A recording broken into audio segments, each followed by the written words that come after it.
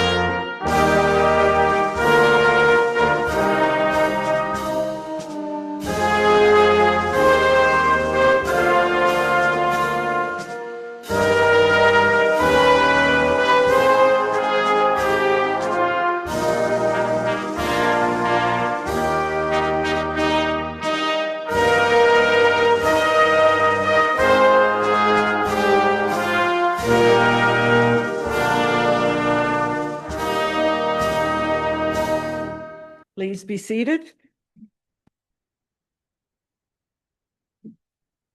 That makes me feel very proud when we have such a wonderful group of people singing our national anthem. We'll begin with the roll call. Mayor Sue Patterson. Present. Deputy Mayor Warren Dickert. Present. Councillor Harold Fleet. Present. Councillor Dave Hawking. Councillor Carol Hudson. Present. Councillor Brandon Cable. Present. Councillor Susan Sackle. Present. Thank you. All members are accounted for.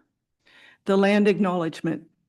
As we work toward reconciliation with Indigenous people, we begin our meeting today by respectfully acknowledging that we are situated on the traditional territory of the Anishinaabe Nation, the people of Three Fires, known as Ojibwe, Odawa, and Potawatomi nations, and further give thanks to the Chippewas of Saugeen and the Chippewas of Nawash, now known as the Saugeen Ojibwe Nation, as the traditional keepers of this land. Welcome to our regular council meeting for Monday, June the 15th, 2026. Good afternoon, council, staff, guests, the viewing public, and the media. Council, does anyone have a disclosure of pecuniary interest or a conflict of interest? Councillor Cable. Thank you, Your Worship.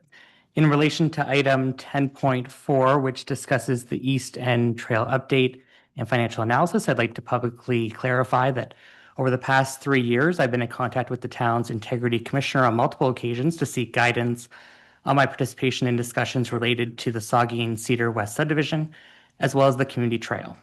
As recent as last week, the Integrity Commissioner has reconfirmed that I have no conflict in discussions related to a walking trail and that I may participate fully in the matter. Thank you, Councillor Cable. And I will ask if anyone else has a disclosure of pecuniary interest. Councillor Hawking. Thank you, Your Worship. On June the 3rd, the clerk for the town of Hanover received an email from a member of the public alleging that I have a disqualifying interest in the East End Trail because my daughter, Stephanie, is a real estate broker. Because decisions may affect the neighborhood desirability, property values, real estate activity, and therefore the member of the public requests that I refrain from participating or influencing any council discussion and votes related to the East End Trail. I was informed of this allegation and then contacted, as Councillor Cable has, the Integrity Commissioner to inquire about my obligations as a member of council for the town of Hanover as it pertains to subsection 5, subsection 1, 5, subsection 2 of the Municipal Conflict of Interest. The Integrity Commissioner reviewed my circumstances and concluded that I was free to participate in the council's consideration of the East End Trail on June the 15th. It was all stated that in their opinion, the municipal conflict of interest should not needlessly disqualify members from carrying out their duties as elected officials by participating in local matters important to the community. The Integrity Commissioner process is not intended to be used as a tactical device to curtail a member's participation in debate on issues. So I plan to vote. Thank you. Thank you for sharing those responses from the Integrity Commissioner. And as always, I will say, if anyone does have a conflict arise during the meeting, you may declare it then. Item 5, we do not have any agenda additions or deletions, so we'll move right into delegations. And our first delegation, it is my pleasure to announce Hanover's Senior of the Year.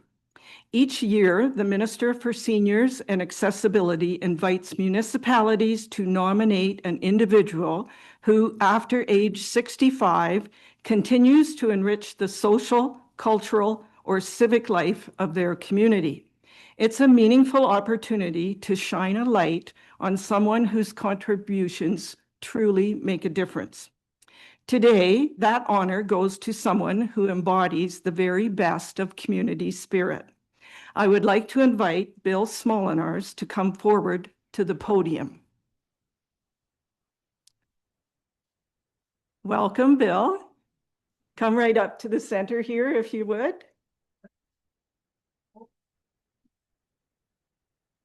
So, Bill, I'm honored to recognize you as Hanover's Senior of the Year.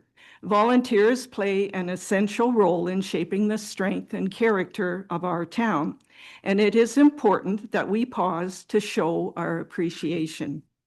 You have generously shared your time, your knowledge, and your expertise to make Hanover better for all of us. You were nominated by Councillors Carol Hudson and Susan Sackle, and I would like now to invite each of them to share some of the valuable contributions you continue to make in our community. Councillor Hudson. Thank you, Your Worship. I nominated Bill Smolenars for the award as he exemplifies the purpose of the award with his leadership, generosity, and humility. At 91 years of age, Bill is still giving back to the community with his dedication to Light on Main Street. Bill was born in Holland in 1935, one of 11 children. He immigrated to Canada at the age of 16, living in Quebec, Nova Scotia, and eventually Ontario. He immediately started working while giving his wages back to his parents. The variety of jobs included work on farms, tobacco fields, and he eventually trained to be a butcher at an independent grocery stores while working his way up to be a meat manager in the Niagara region. Bill married his wife Annie in 1963 and is the father of 3 children, grandfather of 10, and great-grandfather of 2.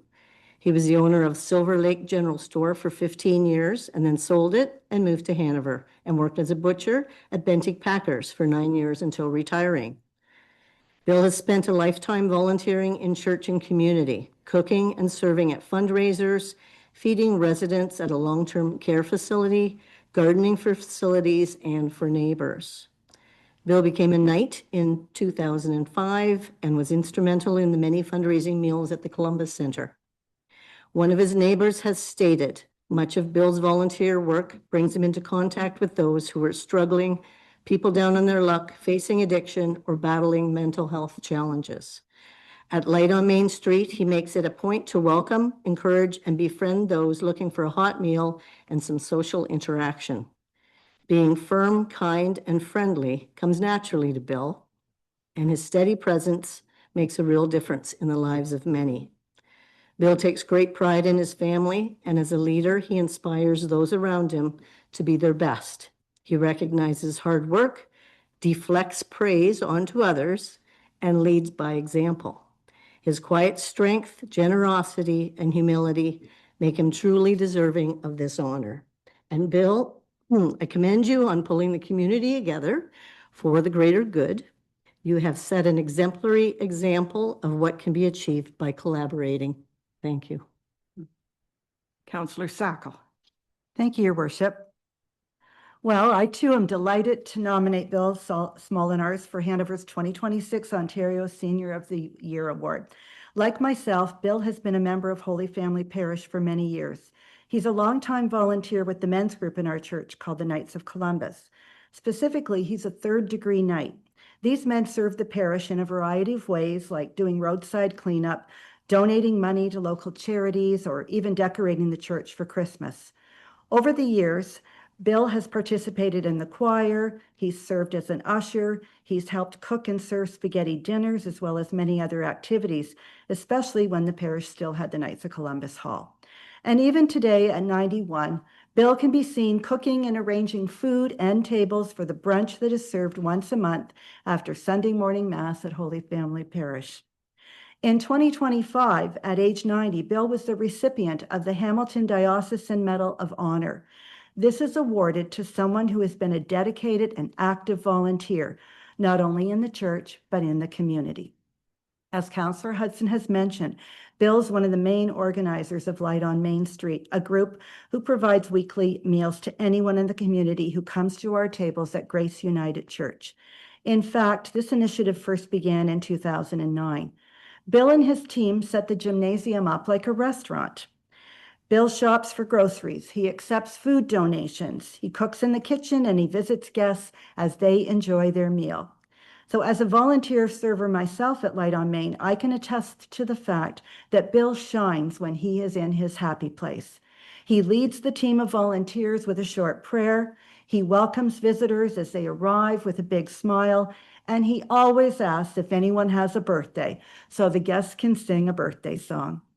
So last year, when the volunteer cooks and servers surprised him with balloons and a cake for his 90th birthday, Bill explained to the audience that people should always remember to carry peace, hope, and love in their hearts each and every day. Do you remember saying that, Bill? It is easy to see that Bill follows his own advice. He is a true hero of hope and a worthy recipient of the Hanover 2026 Ontario Senior of the Year Award. Congratulations, Bill.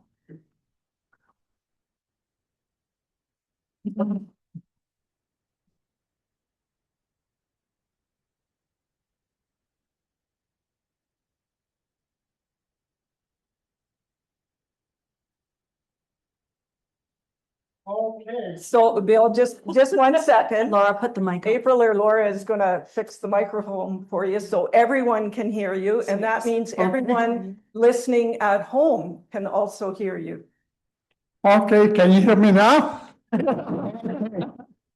I know my wife would say I talk too much, and that's maybe true at times, but other times I like to be quiet too, but that's very hard for me to be quiet. But anyway, first of all, my big pet is Light on Main Street. That's my goal to do as long as I live, possibly, and hope for a lot of years yet. And anyway, for the rest, it's just things that most people should do. Even if you're 91, it doesn't make that you have to stop doing things for other people. I think you should go on and on until you can. And if you can't, well, then you're done. But I'm not done for a while yet. I hope I keep going for a while. And then there's the church things that are going on there. I like to help there if I can. And then there's different things in town that I see people see. If I see somebody on the street, I make sure that I stop and talk to them. Then I see somebody falling down and, oh my God, they made a mistake in life. I can't pass that guy. I got to turn around and go and see. And then I might have to call somebody for help because I can't pick them up anymore. That's past. But anyway, we have a place in Hanover where everybody loves each other and we can do so much good.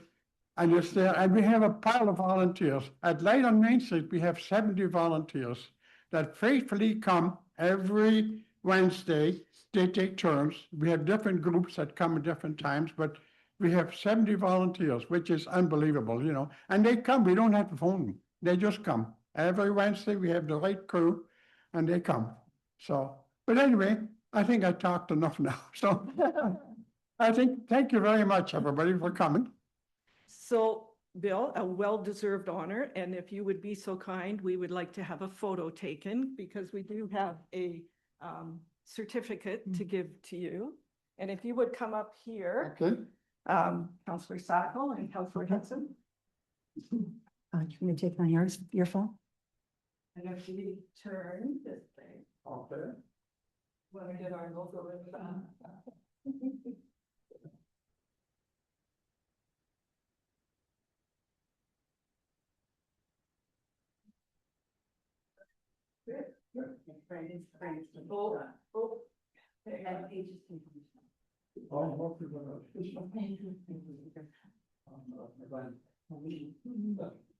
Very good. Congratulations. Well, thank you very much. Thank you so much. Oh, thank you, thank you. This is unbelievable. I didn't expect this. Well. It's all like that. Thank you very much. Okay. Lorraine. Okay. Oh, yes. Thank you. Thank you. So, great. When we do this, did come in a little bit. Okay. Thank you. Thank you so much.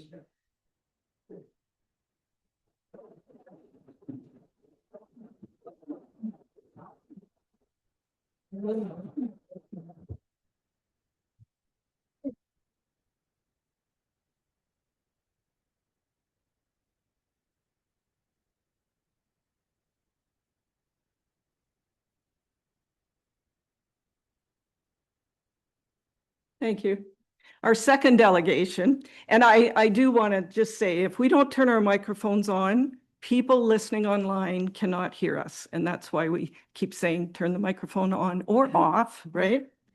So our second delegation is our Hanover Downtown Plan. This is the presentation for it. It is from J.L. Richards and Associates Limited. And with us, we have Robert Voigt and Allison Bucking online to present the information. So welcome, Allison and Robert. You're good to go with your presentation. Thank you very much. I'll assume that everyone can hear me. Allison's going to work the slide show for me. Good evening, Mayor, councillors, members of the audience, and the public. We're excited about making this presentation of the work that we've undertaken with your staff and the community members. I'm going to cover the first 5 slides, and then Allison will take the rest. Next slide. So the 2 things I'll cover are the downtown plan structure and its purpose, and then the approach. And then Allison will take care of the key findings, the overall vision, which was the primary direction for this project, and then a brief overview of the work plans. There were 3 specific work plans identified for this, and then tourism directions and implementation. So in terms of the structure of it, what is a downtown plan? Well, it sets out a clear place-based direction for strengthening downtown. And its focus is on being a vibrant, welcoming, and economically resilient hub for the community. This is particularly important as your community has now gone through a significant change with its growth and that boundary change. And now you've welcomed a lot more new neighbors into your community, and you're obviously well on your way to a lot of positive investment in the community in the downtown. And I think that's one of the things that makes this particularly important. The downtown plan is designed to build on local capacity and local assets, and to give agency to the citizens and businesses. It's not just a list of tasks that are expected of the municipality to provide more services. The intent is that this is something that the community can do together, and the implementation framework is based on a collaborative structure. So what does this downtown plan include? The key findings and opportunities that were identified through the process, a shared vision for the downtown, and then 3 specific work programs with targeted actions. And then finally, the implementation approach and next steps for moving forward over the coming years. So overall, the approach or the framework that we used to do this was to build on the past work, plans, and assets of the community. I think we often need to remind ourselves that we're never really at the beginning of something when we're dealing with community development and economic development. Everything that went before, including the entire history of the community, is what led to our position in time right now. And so we need to keep those things in mind, always looking in the rearview mirror for things that we've learned and assets that we have, while we look through the windshield forward on what we could do with that.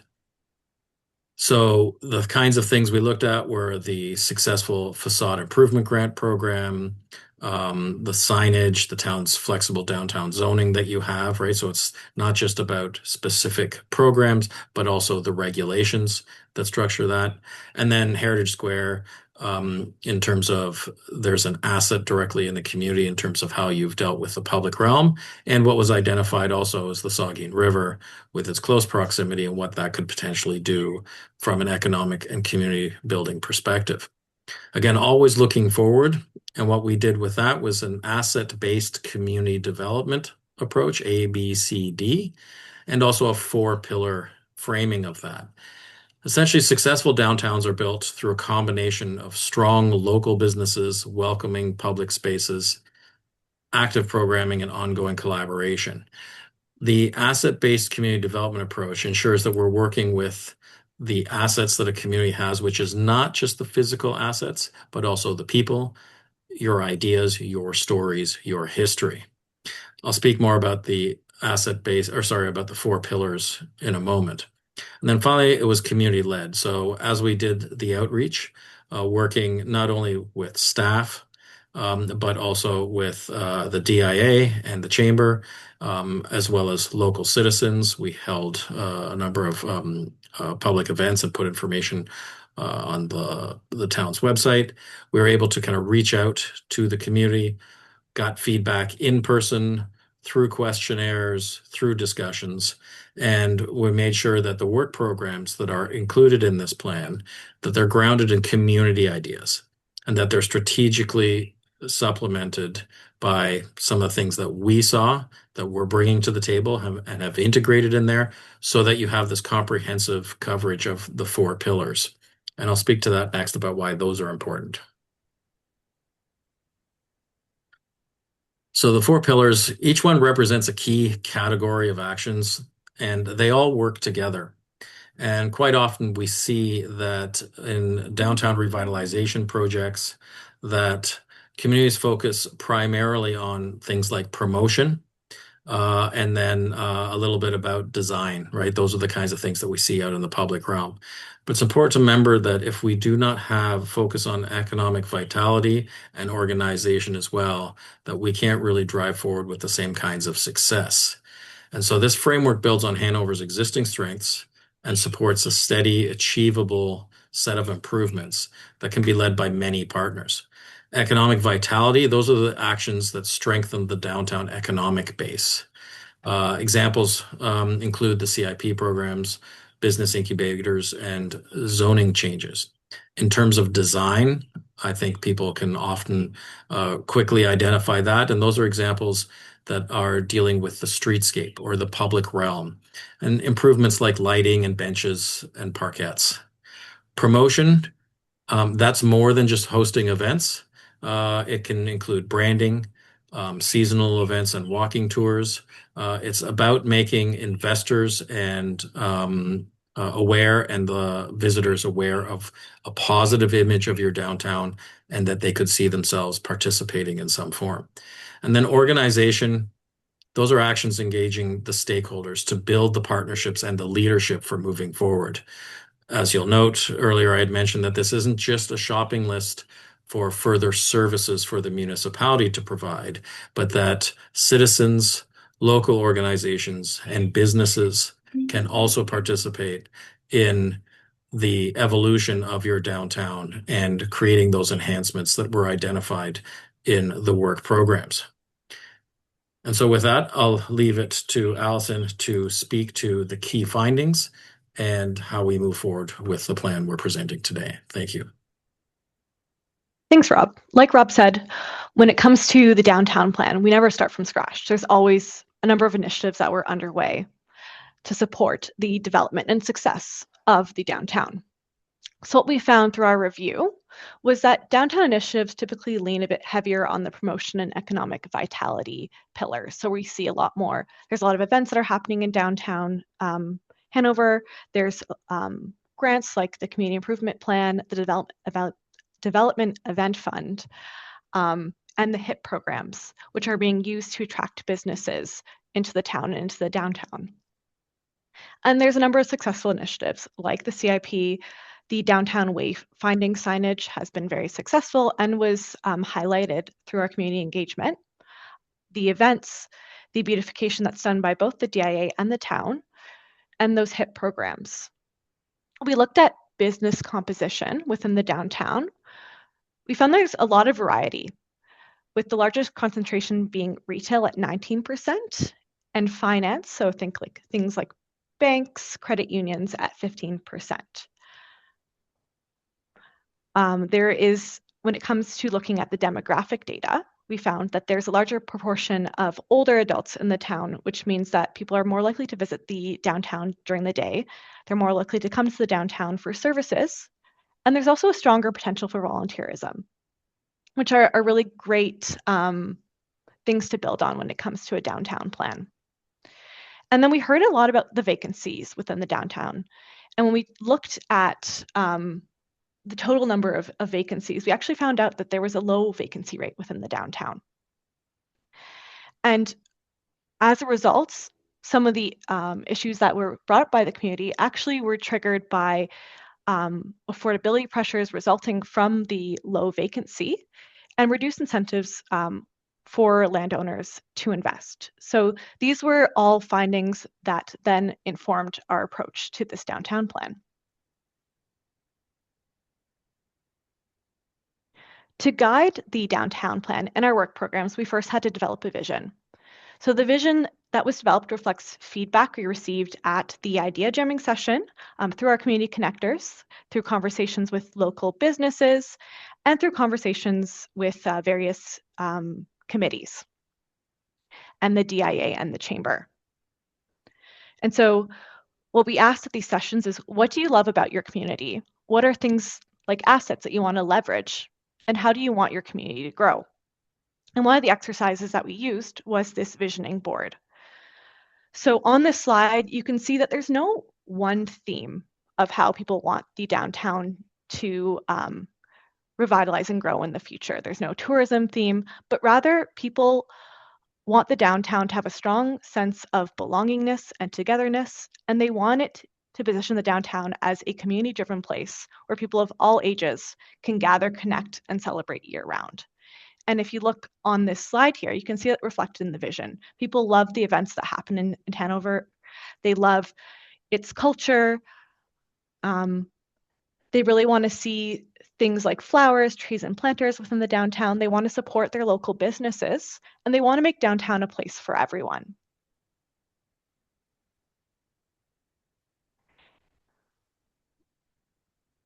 Sorry, I went back instead of forward. So in terms of how we translated this vision into the work programs, we took this vision and through this vision developed 3 goals, which became our work programs. So the first one being a beautiful and welcoming downtown, the second being a downtown for all ages and families, and the third being an easy downtown to visit and explore. And like Rob said, the ideas for each action in the work program came directly from the community and were then supplemented by our team to ensure there was comprehensive coverage. And the idea being that communities members are experts in their community. They understand what works and they have context to understand which initiatives will work better and what timing should be considered. And so each work program contains objectives to help connect individual actions to shared long-term outcomes. And each program is intended to be implemented over 3 phases. So the first phase would be the pilot programs, which would happen over years 1 and 2. And the idea being with the pilot programs is that this is where you test some initiatives to see how successful they'll be in the downtown. They're less capital intensive and they allow you to refine approach as you move on to the subsequent 2 phases. The second phase are near-term actions, which are intended to be completed over years 3 to 6, and then midterm actions, which are intended to be completed after year 6 and moving forward. So these are actions that require a bit more coordination and a bit more time to implement. So work program 1, A Beautiful and Welcoming Downtown, really focuses on the idea of third places. So creating spaces outside of home and outside of work where people can gather. So the objectives of this work program is to increase the amount of time people are spending in the downtown, especially outside of typical business hours, expand opportunities for people to connect and gather and play within the downtown, and also to strengthen the downtown's role as a destination.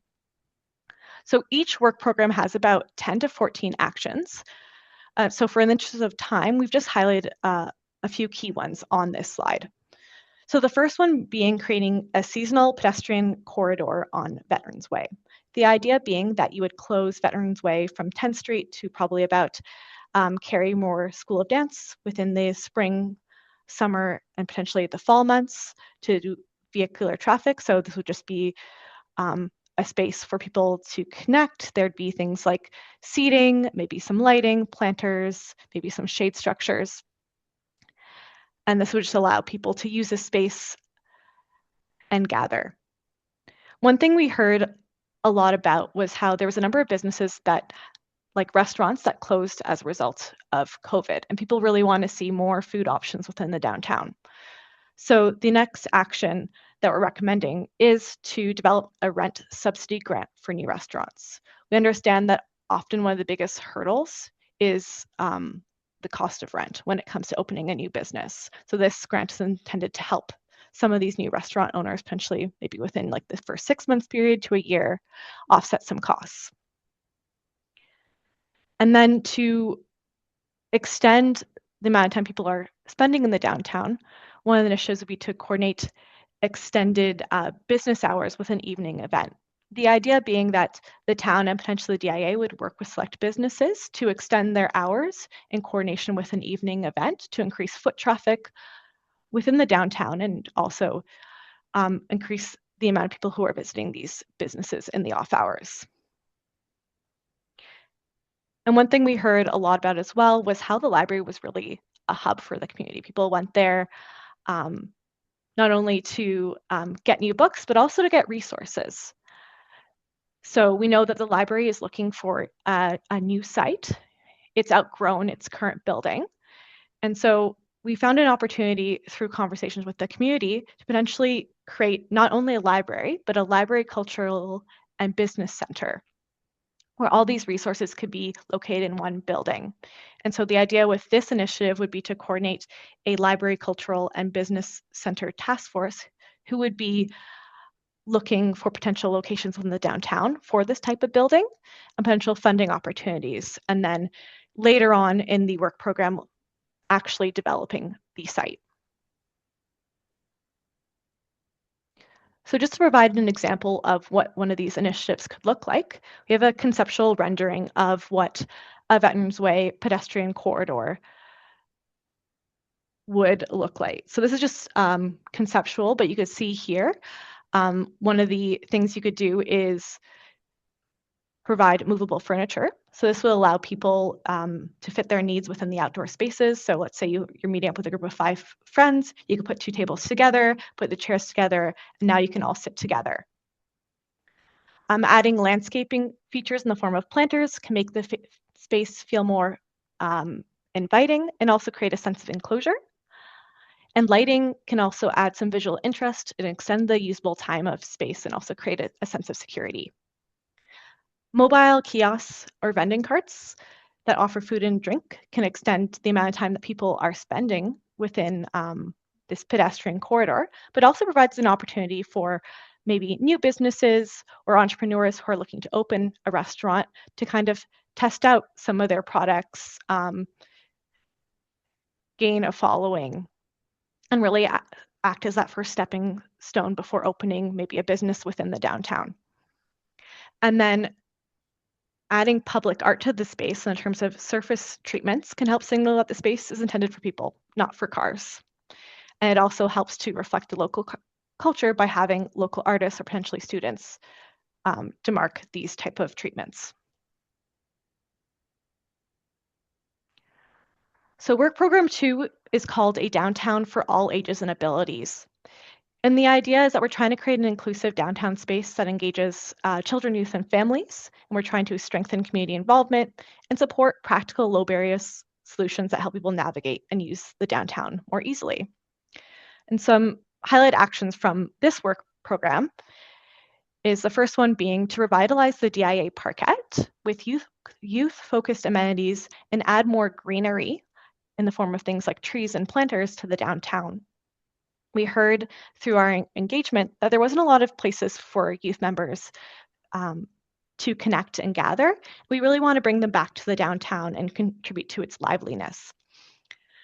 Another recommendation here is to add a kid-friendly activity requirement to the event development fund.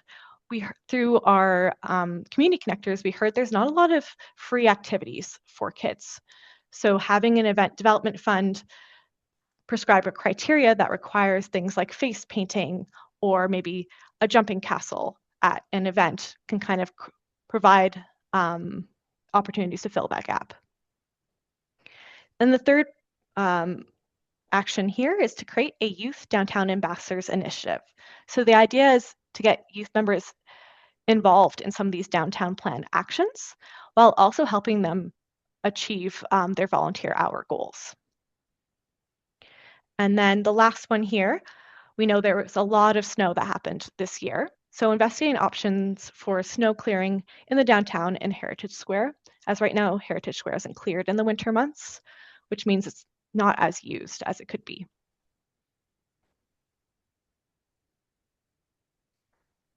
So here's just another example rendering of how the DIA Youth Parkette could be refreshed.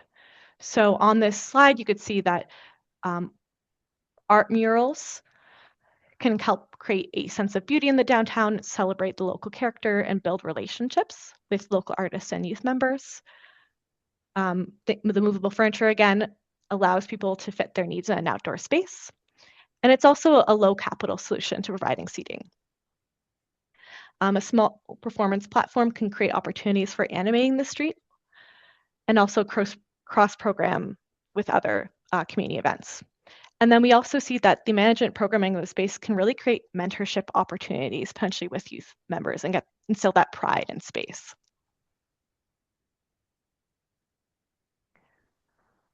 Work program 3 is titled An Easy Downtown to Visit and Explore. And really the key message behind this work program is how do we make it simpler for residents and visitors to find, understand, and plan experiences? How can we strengthen our visual and physical connections between public spaces of the downtown and our natural assets, and ensure that our businesses and partners are prepared to support and deliver on events and experiences? So some highlighted actions from the plan include assigning a dedicated person to promote weekly downtown events on social media.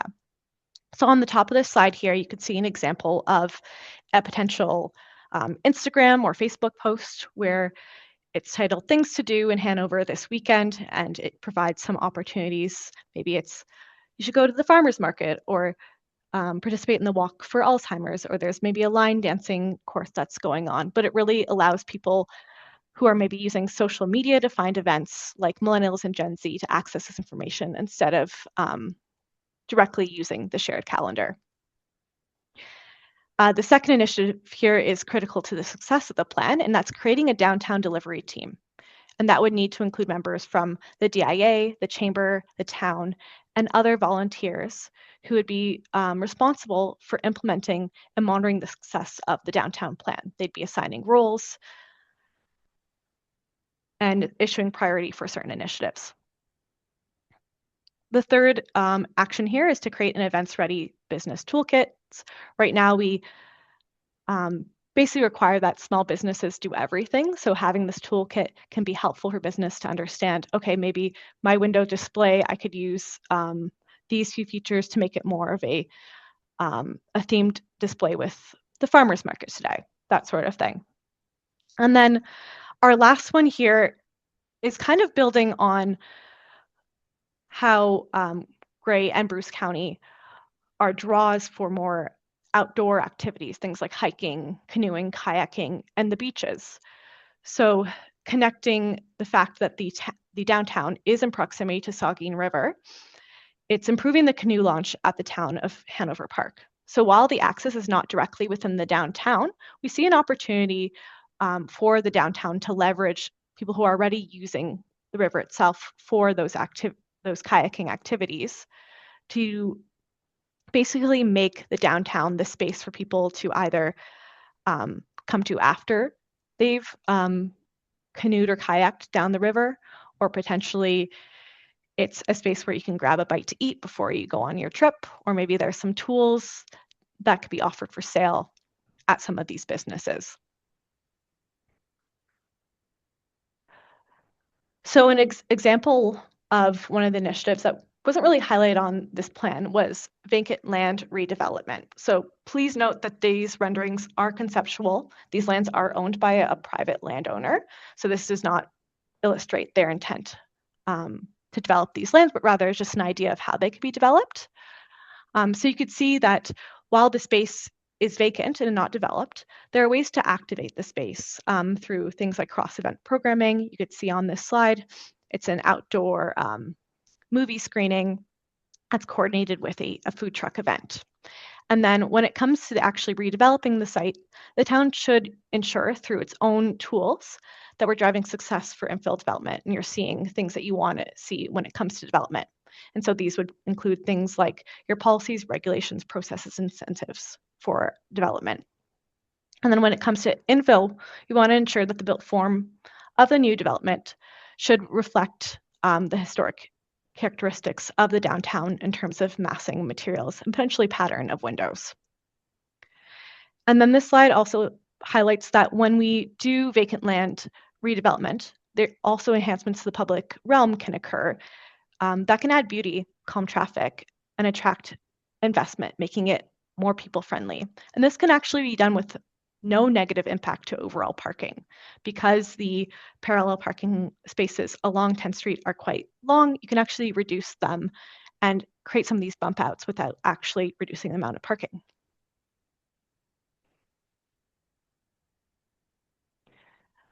So this slide here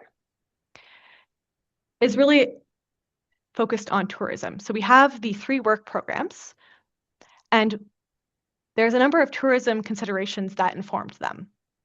And there are a number of aspirational initiatives that you'll find within the tourism section of the plan that will kind of feed into these considerations.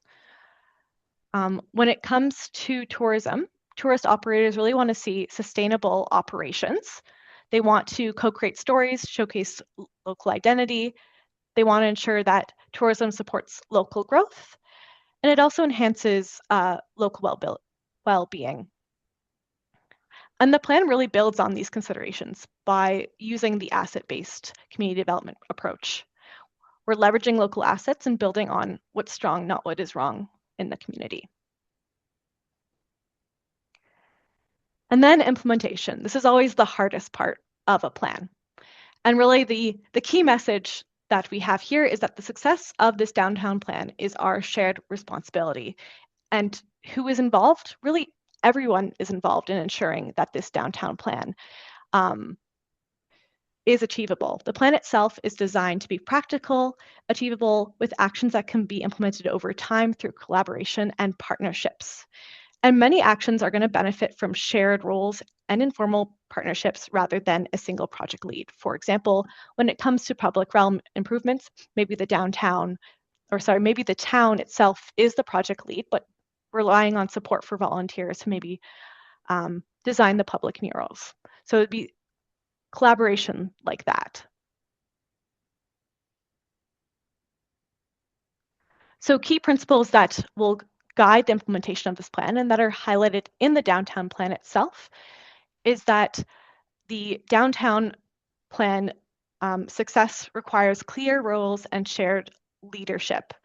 Like I said, not every action will require a single lead. And in many cases, the town is going to be playing a coordinating or enabling role, while others help to deliver specific initiatives. Flexible partnerships. Some actions will require 3 weeks to complete, others will require 6 months. So providing those opportunities for different volunteers to see what initiative they want to participate based on their available time. That can help ensure overall success. And then using existing capacity. The town already has great volunteers. So we want to ensure that we're moving these actions forward without creating unnecessary new structures. And then incremental action and learning. So how this plan has been set up is that it's supposed to evolve over time. We start out with testing initiatives through the pilot stages, and we build on them. And the idea is that we don't need to follow this regimented plan, but rather, as the plan gets implemented, we learn from the previous initiatives and see what has worked, what has not worked, and modify our approach as we move forward. And really, to close out our presentation, the success of this plan depends on collaboration to support steady progress that makes effective use of resources and strengthens relationships that will sustain downtown improvements over the long term. And that concludes our presentation. We are happy to answer any questions. So thank you, John and Allison, and I'll open it up to council if they have any questions or comments. And we do have a downtown plan report further on in the agenda. Any comments? Deputy Mayor Dickert. Thank you. Thank you, Your Worship, and thank you for the presentation. I'm making the assumption that you have maybe presented something like this similar in other communities, and hopefully communities similar to our size. I just wondered, is there any report card as to how successful this has been in other communities? How do you incentivize the volunteers to grab onto this? You talk about, movable furniture and all those things. There's a lot of labor, I guess, involved, kind of a labor-intensive component to this. So I just wondered if you can speak to maybe some successes other communities have had and how they got to that. So Robert, I'm going to call you Robert this time rather than John. Please go ahead. Thank you, through your worship. Yeah, the framework that we used, this 4-pillar approach, is something that has been around since the mid 80s. It has been used quite literally in thousands of communities across the US and Canada. Some of you may remember the Main Street program out of the National Trust.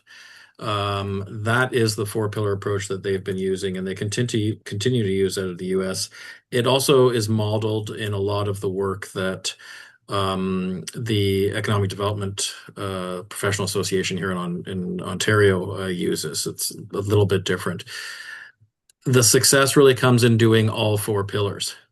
When you'll note in my quick overview of some of it, I mentioned that, often communities focus on promotion and then design.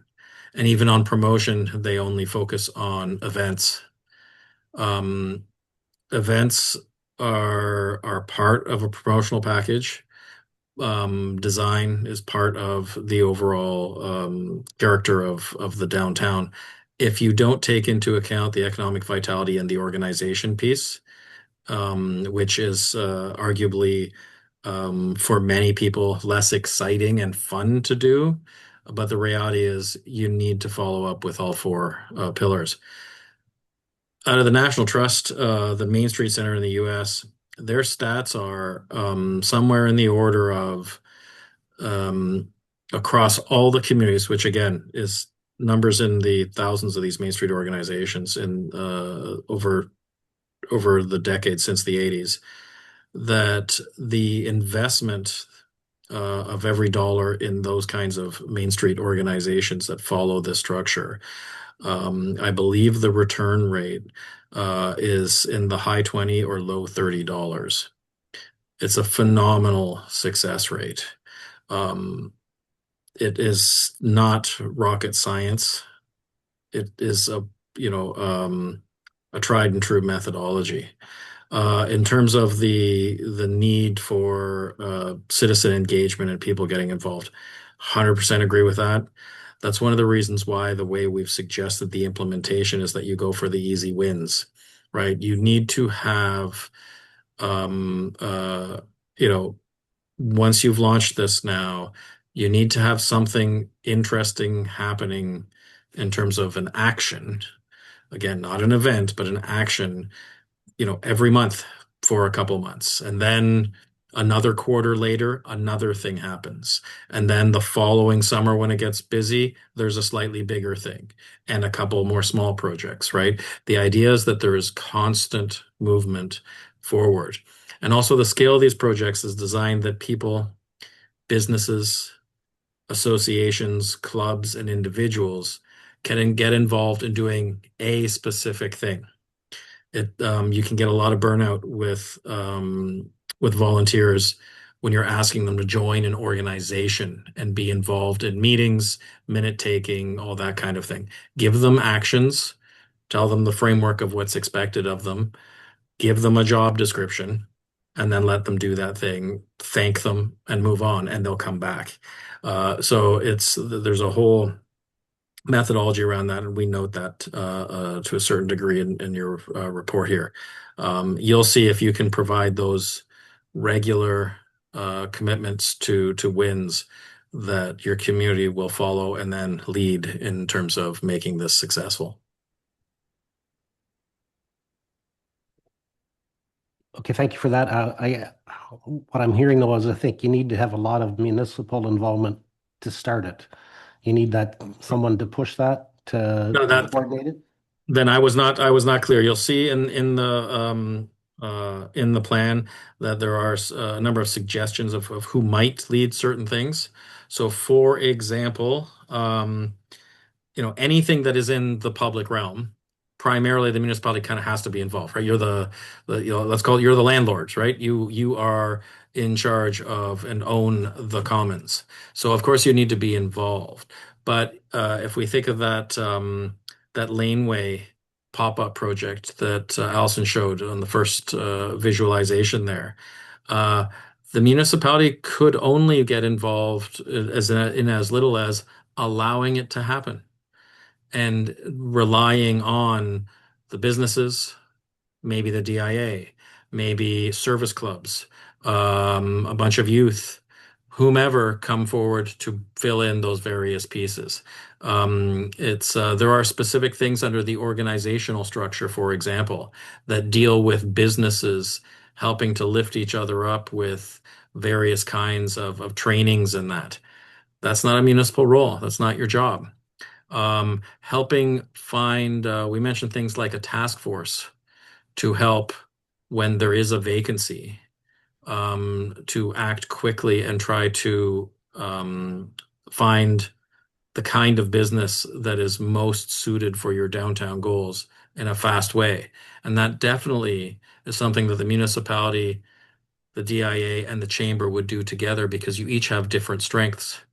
Right, so that task force would help kind of headhunt the right kind of fitting business, and not just rely on the marketplace all by itself, waiting till someone comes in and maybe it's not the best fit, right?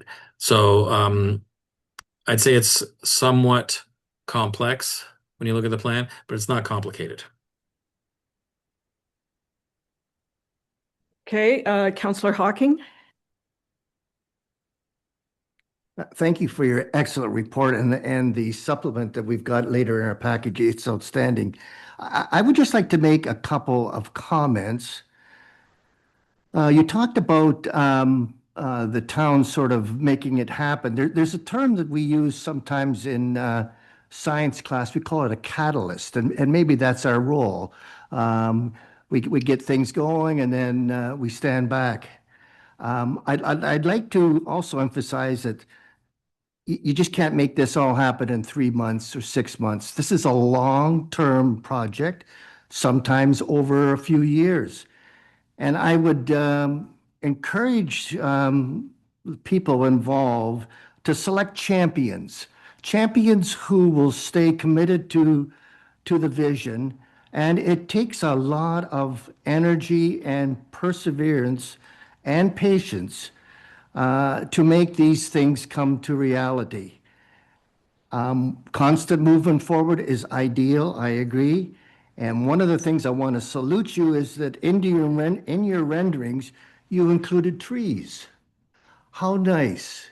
Trees, I've been saying this since I've been on council. We need to make the downtown more inviting. I've been taking sort of an observation as I drive around the number of communities who have added trees to their downtown and how that beautifies and makes it more welcoming. Councillor Cable and I were at the garden show and we were asking people as they walked by, what would you recommend for our downtown? A lot of people said, make it more inviting, add some trees, add some foliage. Now, we do have the DIA bring great floral arrangements, which are ideal, but I think in the whole idea of making it more inviting, we should maybe consider the suggestion and the renderings of adding some well-situated trees to the downtown. And again, thank you. And it looks like a great plan. You got some work ahead of you, April. So thank you.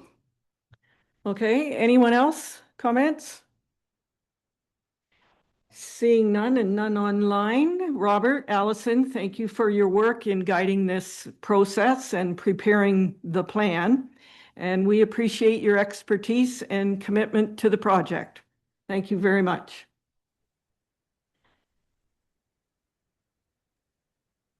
Okay, so we're going to move on to item 7, which is council minutes. And this is 7.1, the regular council meeting minutes from June the 1st. I need a mover and seconder before I highlight those, Councillor Sackle and Councillor Hudson. At the June 1st meeting, Council welcomed the winners of Hanover's Innovative People Program, the HIP Apprentice Municipal Challenge winners, Ali Mars and Preston Kerkorian of John Diefenbaker Secondary School for their downtown revitalization proposal. The program encouraged youth to develop practical solutions to municipal challenges while building leadership and civic engagement skills. Council approved the 2026 final tax levy requirement of $10.6 million, representing an 8.2% increase over the previous year, resulting in an estimated $235 annual increase for the average residential property. A new backflow prevention program and corresponding bylaw was also approved. The program introduces requirements for the installation, inspection, and testing of backflow prevention devices to protect our municipal drinking water system. Council directed staff to proceed with procurement for a new water meter system using automated meter infrastructure technology. The initiative aims to address aging meters, improve accuracy, and modernize billing systems as our existing equipment approaches the end of its life cycle. Council also endorsed the Business Retention and Expansion Action Plan Roadmap. It's a multi-year plan outlining priorities to support local economic development, and this will be implemented in phases. And I will ask if anyone has any errors or omissions with those minutes. Seeing none, all in favor? And online, Councillor Fleet? In favor. Thank you. That motion is carried. Item 8 is business arising from the minutes. Is there any further discussion with those minutes that I just highlighted? Seeing none, we'll move on to our consent agenda. This is item 9 on the agenda. And I will ask if there are any items that council wishes to discuss separately. And I will state right off the top, I'm going to pull 9.2 through to 9.7. As in previous correspondence we've received about the trails, I have highlighted them. That only leaves one item on the consent agenda. So I need a mover and seconder for that item. Councillor Cable and Deputy Mayor Dickert, and that is to receive it for information. All in favor? And Councillor Fleet? In favor. Thank you. Okay, so I'm going to highlight each letter and note who it is from. So the first one, 9.2, this is page 31 of the package. This is from Alina Rakoff. The Hanover East End Trail Project could be an inexpensive addition to Hanover's community trail network. And I'm going to stop because I'm surprised the clerk hasn't said to me, we need a mover and seconder to receive this correspondence for information. Councillor Hawking and Councillor Fleet. Okay. The Hanover East End Trail Project could be an inexpensive addition to Hanover's community trail network. Originally intended to replace the trail section we forfeited in the Saugeen Cedar Heights West Division land agreement, the Hanover East End Trail would provide opportunities for all residents of Hanover, young and old alike, to interact with nature away from hot, unshaded sidewalks and vehicle traffic.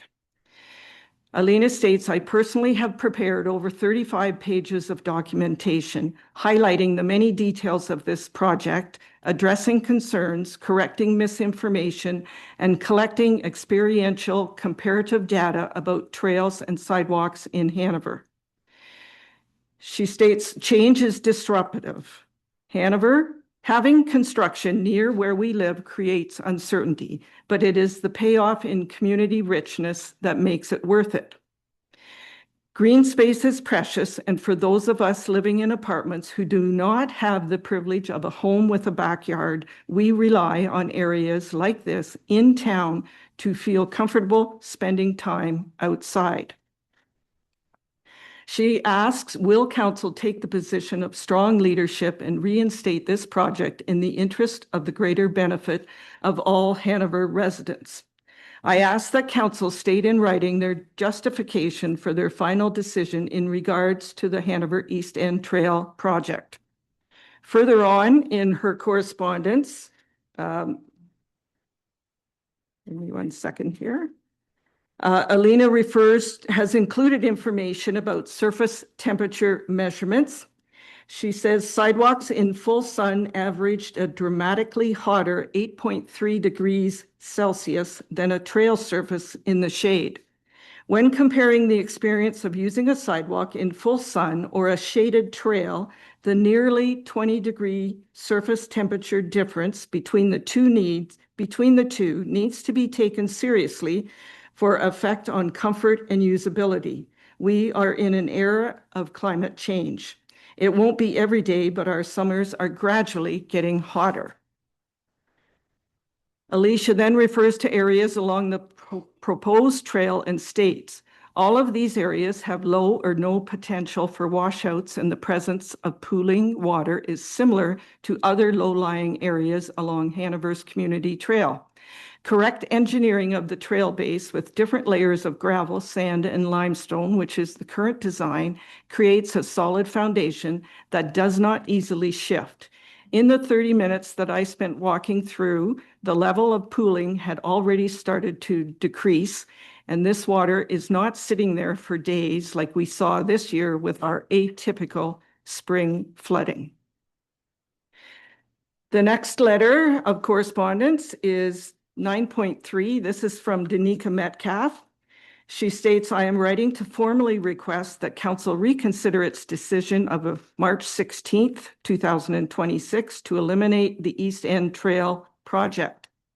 The East End Trail replacement has been subject to prior council approvals, technical design, and review by a qualified and respected engineering firm and the Conservation Authority, and input from experienced town staff and relevant advisory committees. The project also forms part of the town's approved strategic priorities. In addition to the foresight to have the majority of the construction costs borne by the developer. The March March 16th decision appears to have been made without full verification of information presented at that meeting and without further consultation with the experts, staff, or advisory committees involved in the project. Given the extent of prior analysis, approvals, and stakeholder input, it is respectfully submitted that the decision warrants reconsideration. Trails provide high community use with relatively low life cycle costs, making them a logical and cost-effective form of municipal recreational infrastructure. This is particularly important considering the imminent residential growth in the area, including 142 new multifamily unit development and the recently acquired land for residential development, which will increase demand for accessible recreational amenities. I respectfully request that Council rescind its March 16th decision to eliminate the East End Trail project and direct that an independent, comprehensive, evidence-based assessment of the project be undertaken by a qualified expert, including formal evaluation of the identified design concerns and viable alternatives. 9.4 is from Greg Dow. He states, green space is for everyone. This extension and replacement of our community trail has been long anticipated by many residents and community trail users. The rerouting of the trail has been planned for a number of years now and merely replaces a portion of what was lost with the previous loss of the East End Trail. Sidewalks do not replace the importance of trail systems within any community. Trails surrounded by nature provide vital spaces for people to connect and immerse in nature. Sidewalks are important for navigating neighborhoods, providing access and safety for foot traffic, children, strollers, wheelchairs, but they do not replace the significance of a trail. I urge Town Council to be advocating for the many residents who support completion of the East End Trail. The East End Link was a part of the plan. It was anticipated by many, and it affects our town as a whole, not just a select few who live adjacent to the property.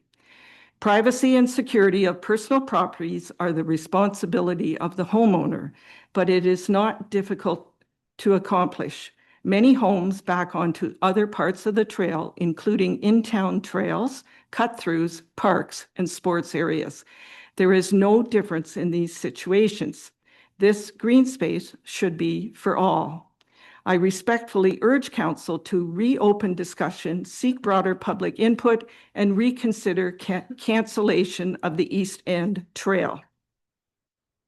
9.5 is from James Bender on behalf of the Saugeen Triathlon Club Board of Directors. On behalf of the Saugeen Triathlon Club, we would like to express our appreciation for the town's continued investment in and stewardship of the community trail system. For over 18 years, these trails have been instrumental in supporting runners, particularly those new to the sport from Hanover and the surrounding area. The availability of accessible, well-designed trails has created a welcoming environment for individuals of all ages and abilities to engage in running and outdoor activity. Trails provide a safe and attractive alternative to road running, allowing participants to train without exposure to vehicular traffic. This separation from motorized vehicles significantly reduces the risks of incidents and creates a more inclusive, harassment-free experience for users.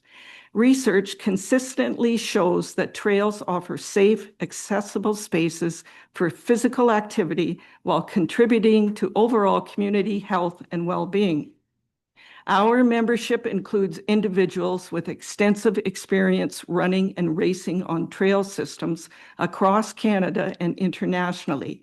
Through this experience, we have seen firsthand how thoughtful trail design can successfully address concerns related to safety, drainage, access, and environmental impact while still delivering meaningful recreational and community benefits.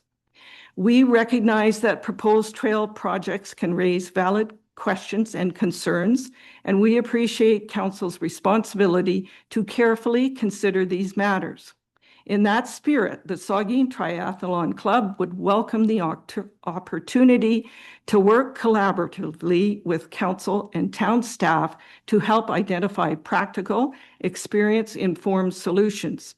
We are confident that together we can support the development of trails that meet community needs while addressing design and safety considerations.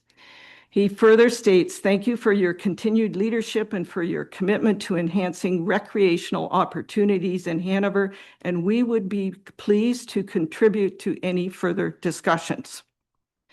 9.6 is from Laura Oliveira. I am writing to voice my support for the East End Trail project to be completed as proposed and promised before the recent cancellation and sidewalk plan. I strongly concur with the presentation to Council given by Alina Rakoff and the letters of support for the East End Trail from numerous residents and the Parks, Recreation, and Cultural Advisory Committee. The presentation and letters contain strong and sound reasoning. I cannot say the same of the letters of support to cancel the project. I rode my bike through the new East End subdivisions yesterday to get a feel for what a sidewalk project would be like. It was hot, and I was glad to have the breeze of a bike ride versus walking. It was like any other area in the middle of town where there is pavement and no mature trees, and there was definitely nothing resembling a nature trail. Sidewalks improve pedestrian safety and I think should be part of all residential plans, but are not a substitute for a nature trail.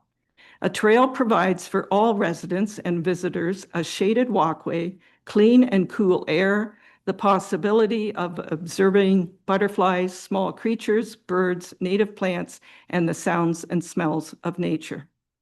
Finally, the thorny topic of trust. After the previous East End Trail was demolished for development, I heard from neighbors that a new trail was planned. My initial reaction was, I'll believe it when I see it, as I was skeptical. As the replacement trail project was studied, approved, funded, and about to begin, I actually thought, I guess the town is listening to residents and were truthful in what they said. Now what? Item 9.7 is from John Skin. He writes, I'm writing to express to you my deep disappointment about the cancellation of the East End Trail Loop, specifically the naturalized trail section. I was under the impression, after attending the open house in February, that this project would be going ahead in March after all the work by town staff and the engineering company. The agreement with the developer to replace the natural section of the trail that was removed to develop Saugeen Cedar West had been many years in the making. I took the time to watch the council meeting where the initial delegation was presented by a small group of people who made inaccurate claims and raised unfounded concerns.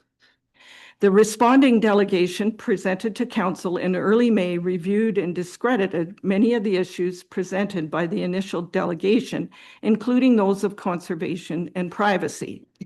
If privacy for those homeowners was truly an issue, it could be achieved by replacing natural vegetation.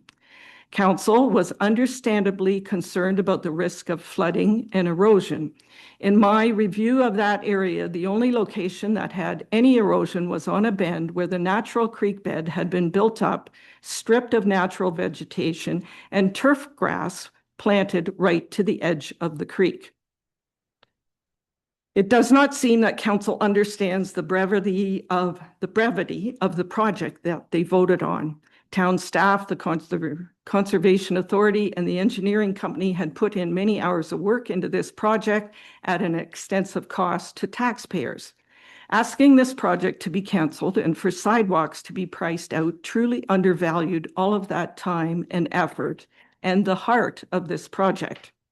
Trails and the access to nature are meant for everyone. This is meant to be a trail loop, not a sidewalk project. Town council is meant to represent the town as a whole, not the 1%. Please vote to reinstate the original trail project and not make a huge mistake by failing to fulfill the original promise with the development of Saugeen Cedar West and the loss of the original naturalized section of trail. That is the last item for correspondence. I'll ask council if they have any comments or questions at this time. Seeing none, I'll call the question. All in favor of receiving that correspondence for information? In favor. Thank you. That is carried. Item 10, staff reports requiring action. This is 10.1, page 63 for those that are following along in the package. This is report HR 0526. The subject is the 2026 Group Benefit Plan Renewal. It is from Melissa Hilgendorf, our Human Resources Manager. I need a mover and seconder to put that on the floor. Councillor Cable and Councillor Sacco. Melissa, the floor is yours. Thank you, Your Worship. Just doing a quick sound check. You can hear me okay? Yes, we can. Okay, perfect.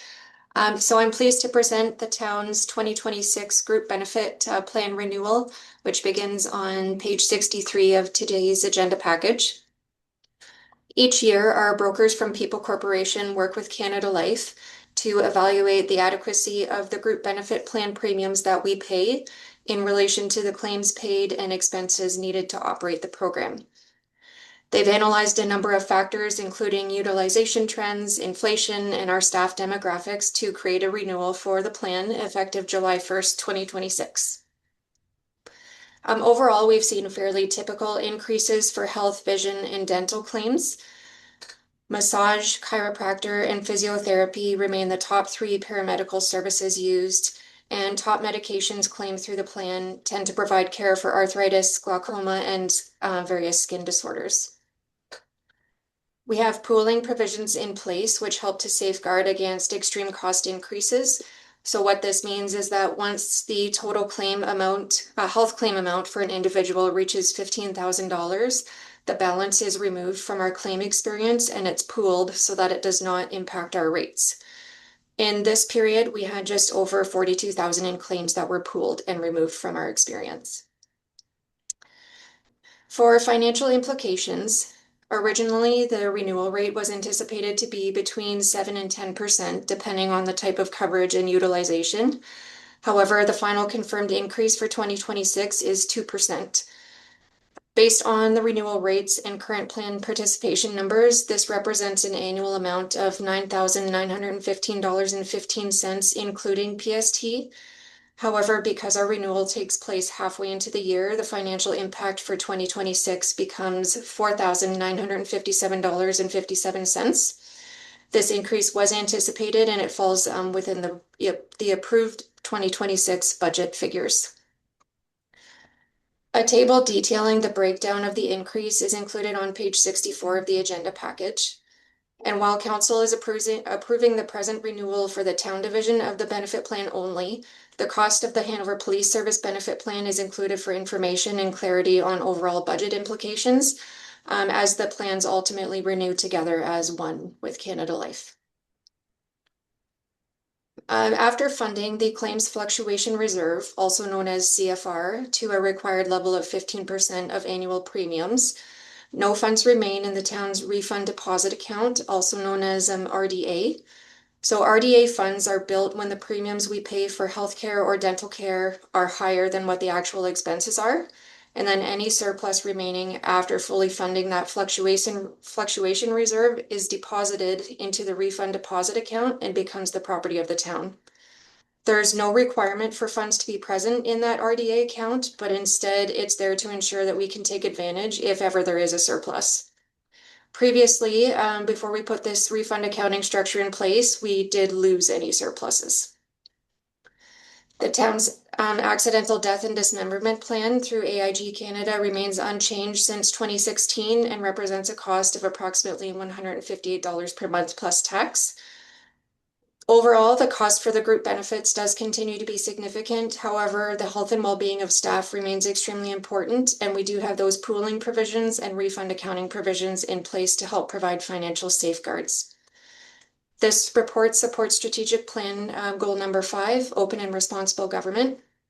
The recommendation is that report HR 0526 2026 group benefit plan renewal be received and that council accept the 2026 group benefit plan renewal as presented. I'm happy to answer any questions. Thank you, Melissa. Are there any comments or questions? Councillor Cable. Well, thank you, Worship, and thank you, Melissa, for your report. 2% is obviously an excellent renewal rate. Just wondering if you can explain more about the pooling provisions and how that works. So is it pooled within the town of Hanover or it's pooled with other organizations?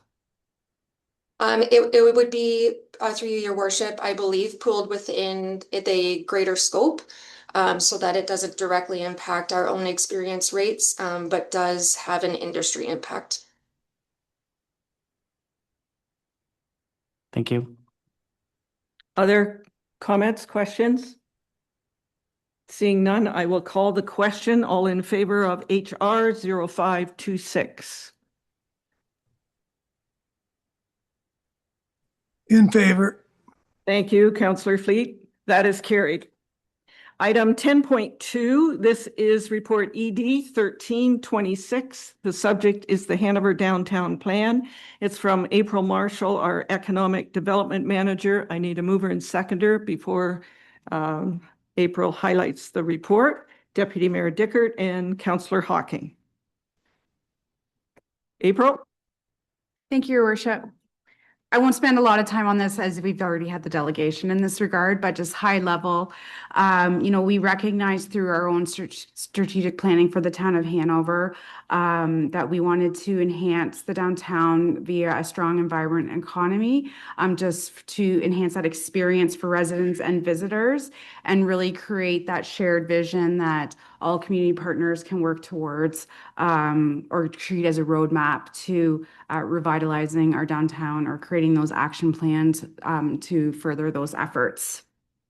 So in February 2025, we worked with the Downtown Improvement Area, or DIA. We established an MOU, and then we created a steering committee of partners from the DIA, the town, and our committees, Economic, Tourism, Cultural Development Advisory, and Cultural Roundtable. So that steering committee has helped guide this work. We've also done further public open houses, an idea jam event, and again, just worked closely with those committees to get feedback. So you have in your package this evening is the completed downtown plan. Just again, it's on that 4-pillar approach. There's several recommended actions within it. And again, I just want to reiterate, that this is a roadmap for us. Those conceptual designs are used to create excitement and get some ideas that we could implement. But all this work will be based on, an annual calendar work plan and associated budget to recognize the capacity that we have to deliver this programming.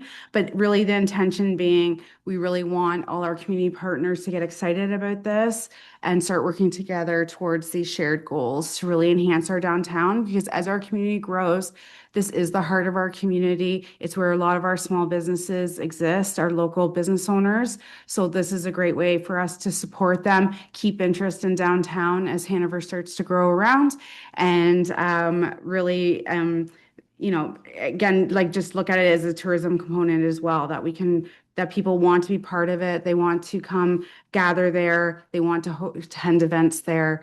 And it's a place that we can all be proud of.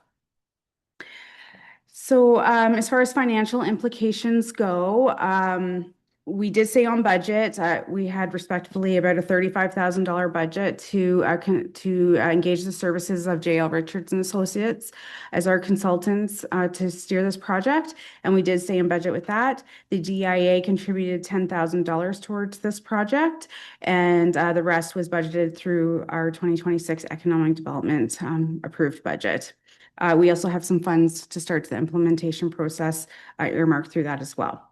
The link to the strategic plan is Goal 2, Healthy and Welcoming Community, Goal 3, Strong and Vibrant Economy, and Goal 4, Balanced Growth. And the recommendation is that report ED 1326 Hanover Downtown Plan be received, and that council endorse the Hanover Downtown Plan as a guiding framework for downtown revitalization, and that a Hanover Downtown Plan delivery team, terms of reference with representation from the town DA, Chamber of Commerce, and community volunteers be established to coordinate implementation of the plan, and that staff incorporate the plan's recommendations into annual work plans and budget considerations. Thank you. I'd be happy to answer any questions you may have. Thanks, April. Tell me about timing. Is this planning this year and implementation next year? Yeah, it is. It's going to be interesting for timing just because we are essentially into the summer months. What I would like to do is create this terms of reference and consider how administratively we could start to put this group together, what that timing looks like. I just want to confirm just based off the terms of council and all that stuff. So, but I do view creating this delivery team as the primary first step, because that is how we're going to get the, partner buy-in and excitement. But also recognizing there is some money in this year's budget. So I'd like to look at some quick wins. And I think some design elements could be some quick wins for us to consider based off what's recommended in the plan.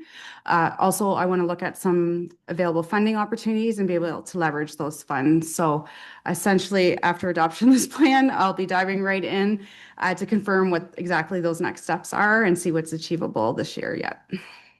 Very good. Council, questions? Councillor Cable? Well, thank you, Worship, and thank you, April, for the report. I do appreciate the way that the downtown plan is structured, just having those implementation plans to help guide the work going forward. And I really hope that it's not a document that ends up sitting on a shelf. I know that we've got a variety of plans that have been made in the past, and I hope that it's something that really can be delivered, hopefully through the formation of that delivery team. A few items stuck out to me when reviewing the plan. Certainly the use of movable curbs, the installation of greenery, as Councillor Hocking had mentioned, and then the focused effort on filling vacant properties. From your perspective, I guess I'm wondering, I was really intrigued by the concept property for 315 10th Street, so the vacant lot in our downtown. How do we move a concept like that forward? And was that property owner or the two property owners, were they involved in the planning at all? Through your worship, I know that the property owners were, their contacts were provided for consultation as part of this plan. I do not understand them to have seen this concept or been part of this exact thing. I think I want to revert back to what Allison was saying, that, these are concepts, they're idea starters, but hopefully those property owners, we can share this with them now, and that can build some excitement with them as far as what those properties could look like if they were developed. So I think that's our ultimate goal here, is just to, put those concepts forward, share the ideas and the vision, and then hopefully we get that private partnership buy-in with that. But yeah, as far as other elements like the bump out curves and greenery and things like that, also recognizing, I know that there's a lot of consideration here and further work that needs to be done. We need to consult with other departments like Public Works. What does that look like I guess Grey County too, being a county road. We'll have to consult with the businesses, especially the ones that we're proposing where this work is being done, just to get a better understanding of how this works, or how this could be applied. So there is going to be some homework with all of these as well. But just the idea being as well, and I think, the term pilot project was used for a reason, so that we can start to advance some of these ideas, but be open to the fact that, they might need some tweaking, or there might be some additional feedback that we need to consider. So it's going to be a process, but I feel confident that once we get some participation from partners and we start to talk to the businesses, and we really can better understand what's achievable and go from there. Thank you. Councillor Hudson. Thank you, Your Worship. Just a couple of things, April, I wanted to just get a little clarification on. When you're talking about a delivery team, is there a committee that we currently have that include all of those different groups of people that we would transition that into this new delivery team? And then I guess my second question is related to that. As far as mentioning having a dedicated person, are we talking a staff member dedicated to that? Or are we thinking of, another possible hire to head this up? What are your thoughts on those things? Through your worship, I view my position as economic development manager to, further my efforts in connecting community partners. That's, what my role is very successful in. I don't envision at this point hiring any staff to do that. I see it as part of this role and in our efforts to build our relationship, with the Chamber and DIA specifically. We've recognized not just through this process, but through others as well, that we want to build collaboration. We want to work together more, because we're all kind of working in our silos, and we are more successful when we work together and we share our resources. So really the downtown is the perfect opportunity to start that process, involve our service groups because they're doing so much for our downtown as well. And really let's help start to coordinate everything so that we're not competing with each other. We were talking about Heritage Square and, Music in the Square and the farmers market and that plug and play idea. It's about us creating that framework that people can easily participate in and to build on. So I do envision that this would be a new committee because we are specifically identifying that we want DIA and chamber representation. But having said that, we also have the Economic Tourism Cultural Development Advisory Committee, and we have the Cultural Roundtable. So, I would like to take this back to those committees and get their ideas as far as, if this could become an extension of what we're already doing, or if we feel there's all new people, that want to be participating in this, and we form that kind of working group. So that's another task that I would like to take because, we can't tell people to sit on committees. They want to have interest and have capacity to do so. So that'll be part of that work, is just really helping lay that framework and getting some excitement and participation. So there is potentially the opportunity to roll some of those together if those groups would be willing to do that. Absolutely, there's opportunity. And that's why I kind of referenced, term of council and when we look at committee structure and things like that, so that we can really do an evaluation of that. But I also want to recognize, one of the recommendations was about that, looking at the library and being, enhancing what the library, as they're growing, where there's opportunity to partner with them. So perhaps, and I know there's a committee already being considered or struck for that purpose. So how do we, have representation on there, and how do we, further that, those action steps within that work that's already being done as well. It'll be interesting to see how you can get everybody pulled together like that. Great. Councillor Sacco. Thank you, Your Worship. Thank you, April, for your report. And thank you for all the work that you've done on this downtown plan with Rob and Allison. I know it's a huge task, but I think you've accomplished it with grace. And I was really intrigued with the visitor kiosk comment in Heritage Square, and I'm wondering what your thoughts are. Who would run that? And would that run just maybe for the summer? And would that be an opportunity to maybe make that connection to the river that they really strongly advised during our meetings? What are your thoughts? Yeah, thank you. So Lori and I have already kind of been brainstorming some ideas. She sent me some examples of how we can start to build the correlation between the parks and the river and the downtown experience. And I know it's part of our signage as well, that there is going to be an information kiosk going into Heritage Square. So, I don't, at this point, it's probably more signage focused at this point. But there's an opportunity to build in QR codes. There's opportunities for us to leverage the Driftscape app. So it's just really looking at all of those tools that we have available to us and how we can make that stuff happen. Other comments? Deputy Mayor Dickert. Thank you, Your Worship, and thank you, April. When I was reading through it, I noticed there didn't seem to be a strong connection between the downtown plan and our entertainment district, which we, I was thinking maybe one would draw for the other or whatever. I just wonder if you could expand on that a bit. And secondly, we've talked over the years about the desire to get more dining experiences, and I see that falls into year 6. I just wondered if you could maybe expand on why that falls that far down the line. Thank you, through your worship.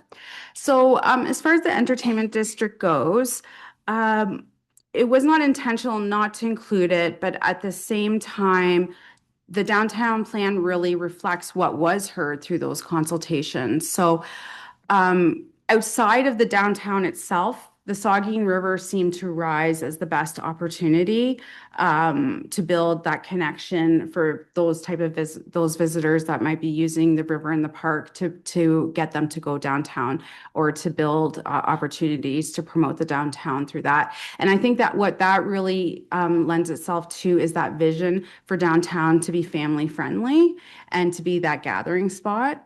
I think the entertainment district, you know, because of the amenities that are in, well, apart from the P&H Center, of course, but the other amenities there are adult geared, right, and generated. So I think we're just trying to separate ourselves from the downtown in that sense as who's we're trying to target.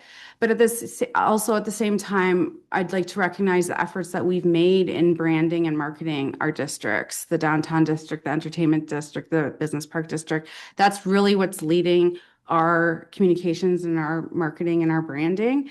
It's also included in our wayfinding system. So hopefully we have established that, you know, that connection between our districts and what there is to do in Hanover when you're here.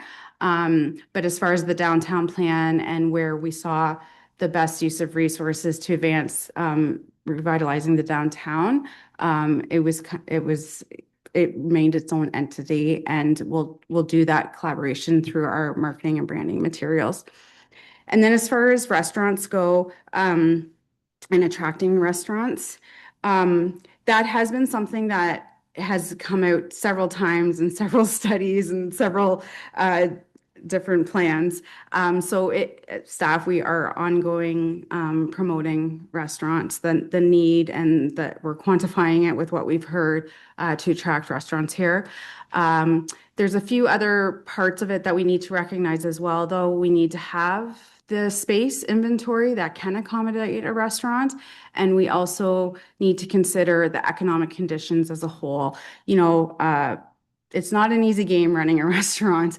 And I hear that loud and clear from restaurant operators. It's workforce, it's supply pricing. There's a lot of different considerations. So I think through the work that we're doing here, is, you know, we're taking that inventory of available space, we're promoting what those opportunities are, and then we're trying to find programs and or incentives to start to build on that. So what I'll use as an example is, well, first of all, you know, they talked about like potentially offering incentives for restaurants specifically. So, you know, do we take a look at our CIP? Do we make it very restaurant focused for a year to see what kind of participation we get? Do we tailor the HIP entrepreneur business pitch competition around restaurants to generate that interest? Do we partner with our vacant storefronts? And, you know, I've seen this done in other communities as well, is like create that visual concept of what a restaurant could look like here and really promote that out and really target people that are looking to start a restaurant. So I know it's kind of says it's off in the future, but I think there's a lot of steps to be taken in the meantime. And there's different ways that we can start to implement into that messaging into what we're already doing to really showcase that there's an opportunity for restaurant growth here. But I'm excited, you know, we have that new cafe that's opened in the pharmacy. Mr. Benny's is going in the Old Norm's restaurant. I've talked to other new property owners in the downtown about the opportunity to potentially bring a restaurant here. So, you know, I think we're advancing the needle, and it's just finding the right people and finding the right opportunities to put the conditions in place so that we can be successful in that. Okay, anyone else?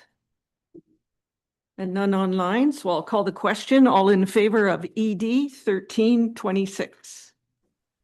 In favor. Thank you, Councillor Fleet. That is carried. Item 10.3, this is report ED 1426. The subject is the Community Improvement Program update. It's from April Marshall, our Economic Development Manager. And I need a mover and seconder for this. And Councillor Fleet, I'll take you on this one. Thank you. And Deputy Mayor Dickert. April? Thank you, Your Worship. Today's report is about our Community Improvement Program, or CIP, and we've just referenced it a lot through our downtown plan discussions.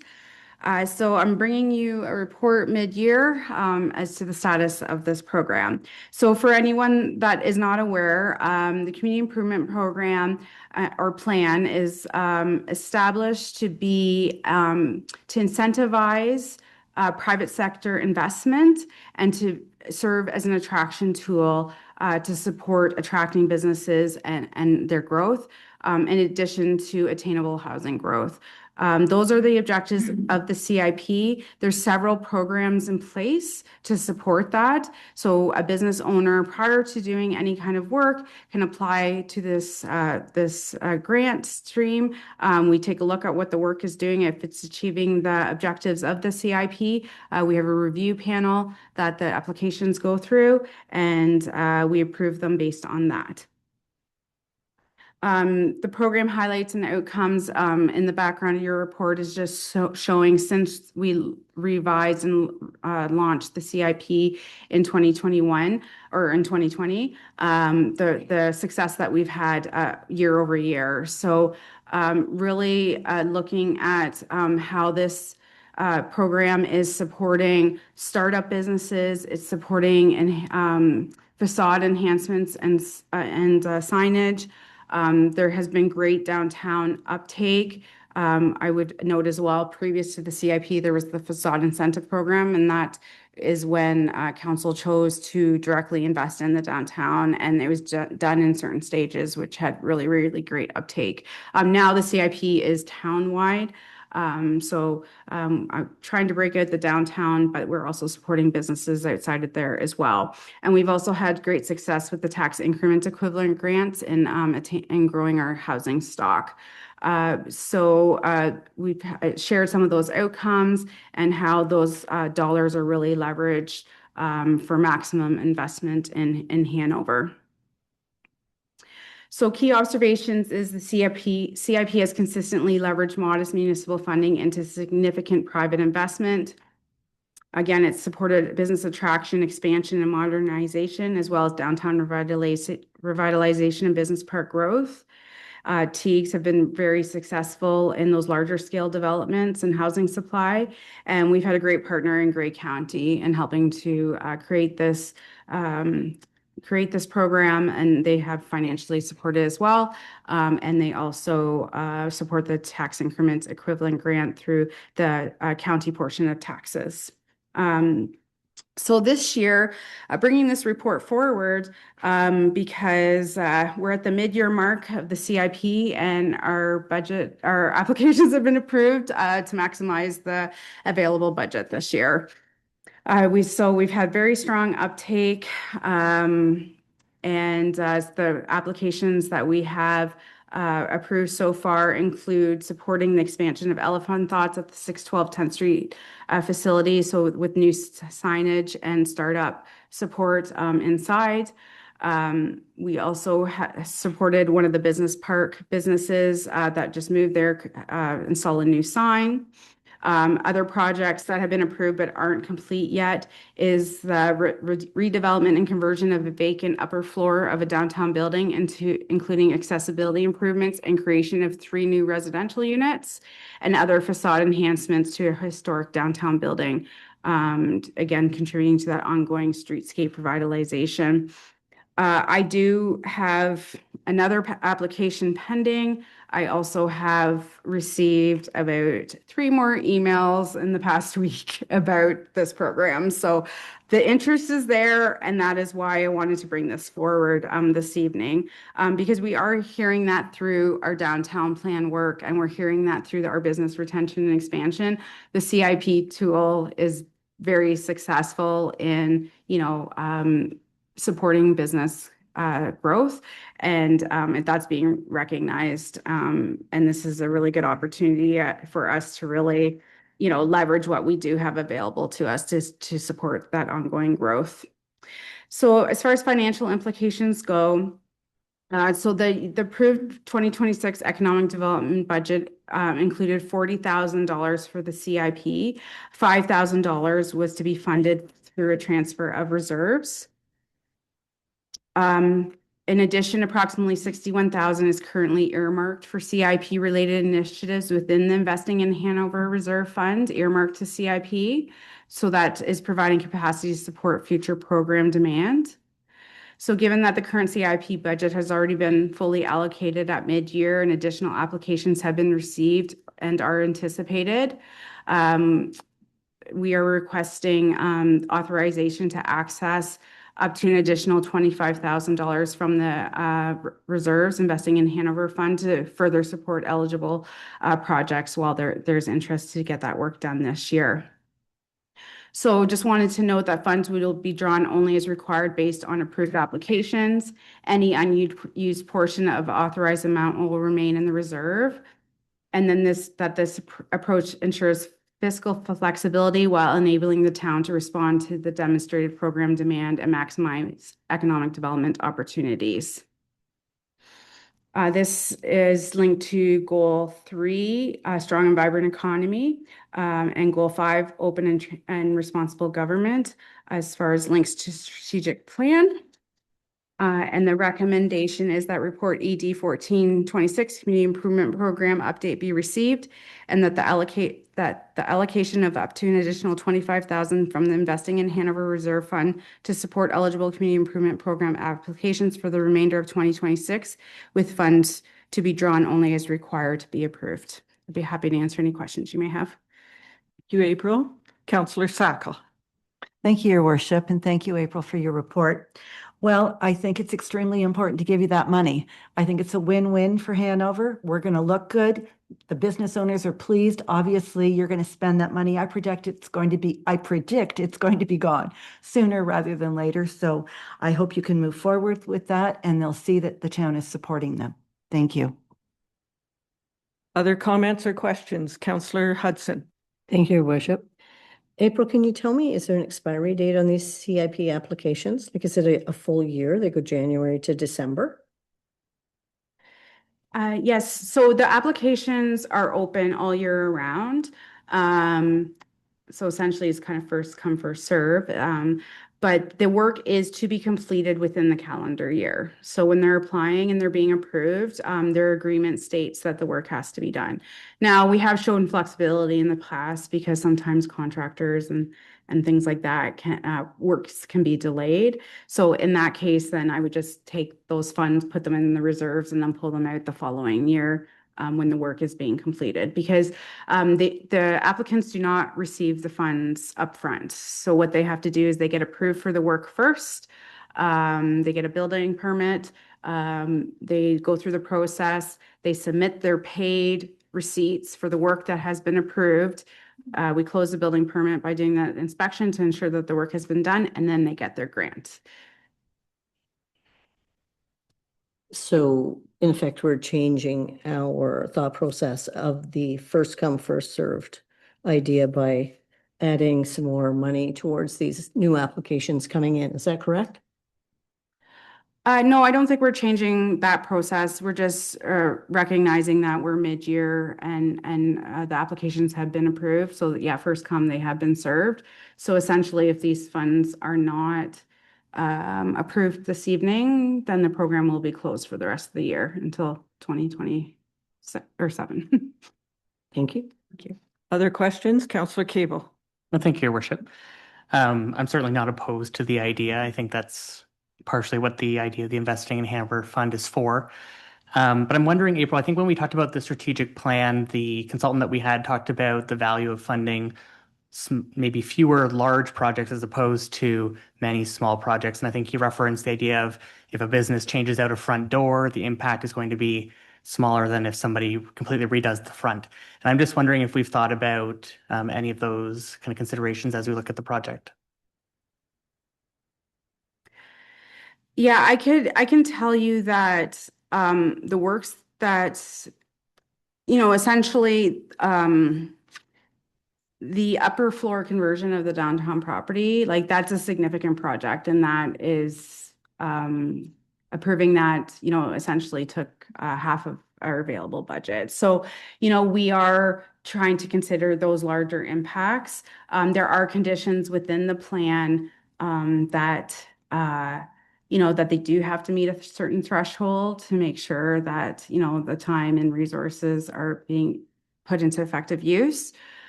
So, we are balancing all of that and ensuring that it's meeting the plan's objectives. But you're right. We have talked several times as well in the past about, as we start a calendar year, do we stipulate projects have to meet these conditions, or they are only under these streams, or we're only supporting the downtown? And we haven't got to that point necessarily yet because, this is the first year that I have brought a report like this forward, because it has been a sweet spot. We've just kind of been meeting that available budget every year. And actually in 2025, we only approved $21,000 in improvements. So just recognizing that, I do strongly feel like it's the work that we're doing that's really putting some recognition on this opportunity. And now more property owners are recognizing that, especially in the downtown. Like, we're doing this downtown plan work, and who I'm hearing from is downtown businesses. So that's who I'm hearing from that want to submit applications as well. So I think it's just like recognizing the opportunity as it is right now, and trying to build on that.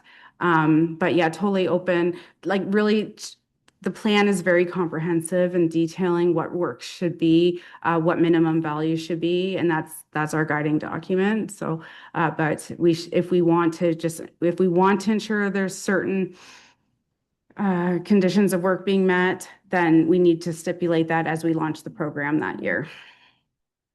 Well, I don't know how often the plan is reviewed, but I wonder if it's something that, like, does the Economic Development, Tourism, Cultural Development Advisory Committee, is that right? Do they review the plan and the criteria right as we look ahead to 2027? Through your worship. So the plan right now is a 10-year plan, 2020 to 2030. So there is a whole public process to making changes to the CIP. You have to open it up for public consultation and go through all those planning processes. So I think we're using those 10-year timeframes as our guide, and then we would be engaging our partners accordingly. Councillor Hudson, did I see your hand? No? Anyone else? Okay, all in favor of ED 1426? In favor. Thank you. That is carried. Item 10.4, this is page 136 of the package. The subject is the East End Trail Update and Financial Analysis. It is from Andrew Wilkin, Director of Development and Infrastructure, also our CBO, and Laura Kristen, our Director of Parks, Recreation, and Culture. And as the report is asking for direction to staff, I'm not going to ask for a mover and seconder at this time until the discussion takes place and we have a motion on the floor. So, Andrew or Laura, who's starting? Andrew? Thank you, Your Worship. At the March 16th meeting, Council received a delegation from Alicia Tilker and Courtney Conway, who presented their concerns and petitioned to Council regarding the proposed location of the East End Trail development through Sauget Cedar Heights West. At that same time, staff presented a report, PRC 0226 East End Trails Extension Project Options to Proceed. That's attached herein. Council heard substantial information from the delegation and staff, and following extensive council discussion, the following resolution was adopted: that the entire proposed East End Nature Trail from the existing community trail east to 24th Ave be eliminated, and that further negotiations occur with the developer to reallocate the developer's trail contribution to the construction of sidewalks on 18th Street, 23rd Ave, and 19th Street, and that a costing be provided for extending a sidewalk from 19th Street to 20th Street along 24th Ave, County Road.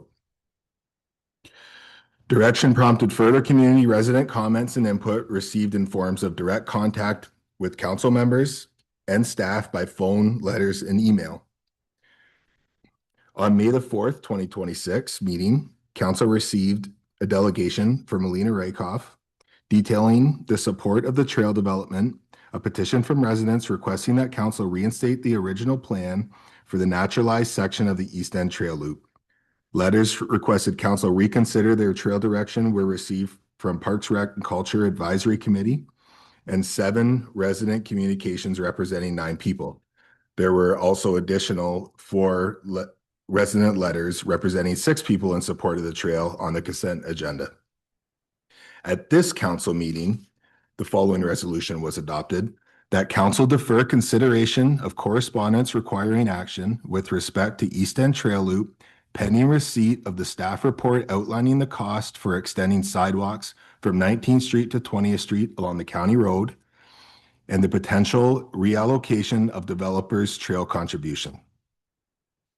Report PRC 0226 has been attached as it provides detailed project information as council considers this report to provide further financial information as requested by council and to understand how the developer's contributions may assist in constructing sidewalks and parking instead of a planned forested nature and hiking trail.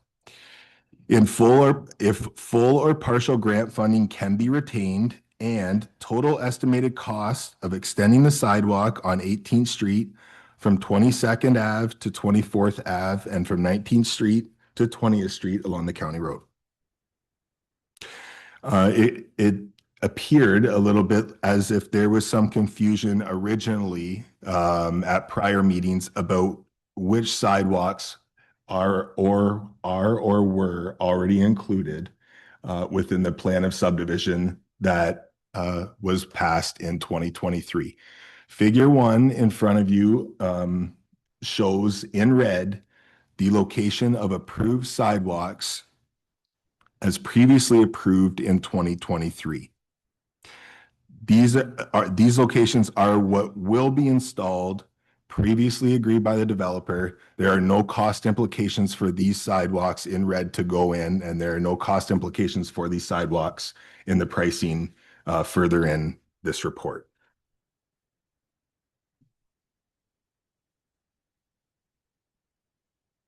There have been considerable discussions with the developer of concrete sidewalks within Saugeen Cedar Heights West, and we can confirm that it is financially feasible as an alternative to the nature trail. The concrete sidewalks as proposed by council within the limits of Saugeen Cedar Heights West, the new sidewalks that were to be constructed or proposed to be constructed along 18th and 19th Street from 22nd to the county road can be completed at no additional cost in lieu of the nature trail that was previously proposed. This work costs out to approximately $50,000 in allocated work. This $50,000 is in addition to also the completion of the parking lot construction that was previously proposed, as well as trailhead tie-ins on the east and west ends of the subdivision, connecting both the link to the east side of 24th Ave, as well as the trail remnants going to the dog park and soccer field tie-in. Town staff cross-reference the quantities based on the discussions with the developer and undertaken our own cost analysis. And if town staff were to propose this project to council, the same sidewalks that would be done by the developer, we would anticipate the cost would be $61,000. The developer can do it at a lesser cost than we can. Therefore, the $50,000 or the by developer is only referenced in the cost references later on, as it could be done cheaper by the developer, potentially. The numbers above are based on concrete sidewalks being constructed in 2026. Until the town has assumed the subdivision, any sidewalks would not be maintained in the winter, as is typical. Staff do recommend, as I mentioned, proceeding with the development of the new parking area as depicted in Figure 1. It may be hard to see, but in that same figure, it's denoted as Block 115, which is at the bottom right, immediately across from the exit from the Brenly Estates. This parking area can accommodate approximately 9 vehicles and bicycles that could be used to access a sidewalk, surrounding existing trails and possible future linkages as development occurs in the area. That could be development on the east side of 24th in vacant lands as we continue to grow that area out. At the time of the plan of subdivision, the old parking area just south of the Saugeen River became smaller as part of the registered plan. And we only would anticipate that now, if that were to be a parking lot, could probably only facilitate about 3 parking spaces. And staff still has concerns with some of the sight lines and location of cars with access and egress in that location. Parks and Rec have been in ongoing communication with the grant funding organization regarding the potential eligibility to revise the project scope and/or extend the timeline to maintain grant funding, which was originally submitted and approved in 2023 to support the construction components of a community trail. The approved scope at that time included the following: rehabilitation of existing rail bed trail east of 24th Ave, development of a new trail connecting the Saugeen Cedar Heights West section, as well as associated engineering costs. This had a total project value of $159,500, in which 30% of the costs would be eligible for funding for a maximum of $47,800. Staff have discussed the current situation with the funding organization, and a further project revision request is under consideration at this time. Trailhead development, trail rehabilitation, and associated engineering costs remain generally consistent with the approved project objectives, given that the developer has indicated that they will complete the trailhead tie-ins as part of their contribution. There may be no further costs assumed by the town that would be applicable from the grant scope. If the town proceeds solely with a sidewalk option in lieu of the nature trail, staff anticipate that a significant portion of the approved grant funding would be forfeited. At this time, the only confirmed retained funding would be approximately $8,000 for the rehabilitation of the existing rail bed east of 24th Ave, working its way over to the switchback. Sidewalk costing and construction. Staff calculated the total sidewalk costs based on the road locations as requested by council.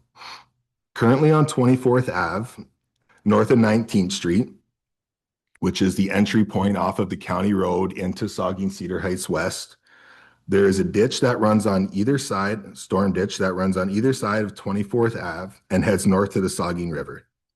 To add sidewalks, the ditch on the west side would be required to be switched to a buried storm system.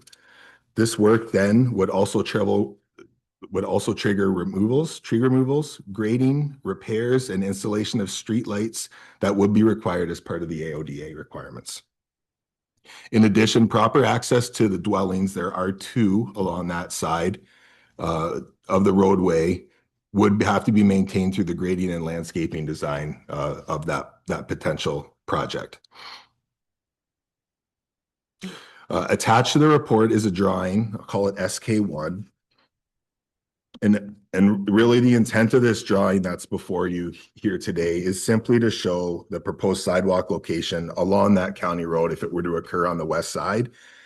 And what it shows is the location where it would need to be based on buffering requirements and setbacks from the roadway. It also shows where the existing ditch is, just to help illustrate that, the ditch would have to be infilled and there are some existing structures there that we would have to work around. The top of the 3 sections there, the top is 19th Street entry point. Therefore, that's that new proposed tactical plate would be the start of a proposed new sidewalk potentially. The middle portion is just the extension working its way down to the old parking area on the bottom of the three drawings you see there.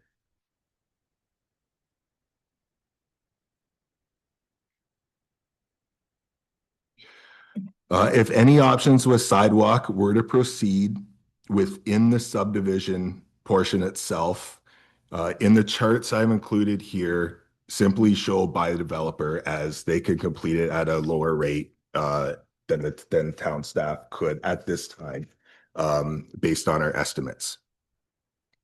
Table 1 is a projected sidewalk cost, which includes the top line. It says 18th and 19th Street, CON, concrete sidewalks, essentially along from 22nd Ave to 24th Ave. Essentially the additional sidewalks that council was looking for within the Saugeen Cedar Heights West subdivision, by developer at no cost shown in this breakdown. The work on 24th Ave, however, from 19th to 20th is quite substantial. Just to provide council some clarity that that's not a pie in the sky number. Our breakdown has that number as the $286,416.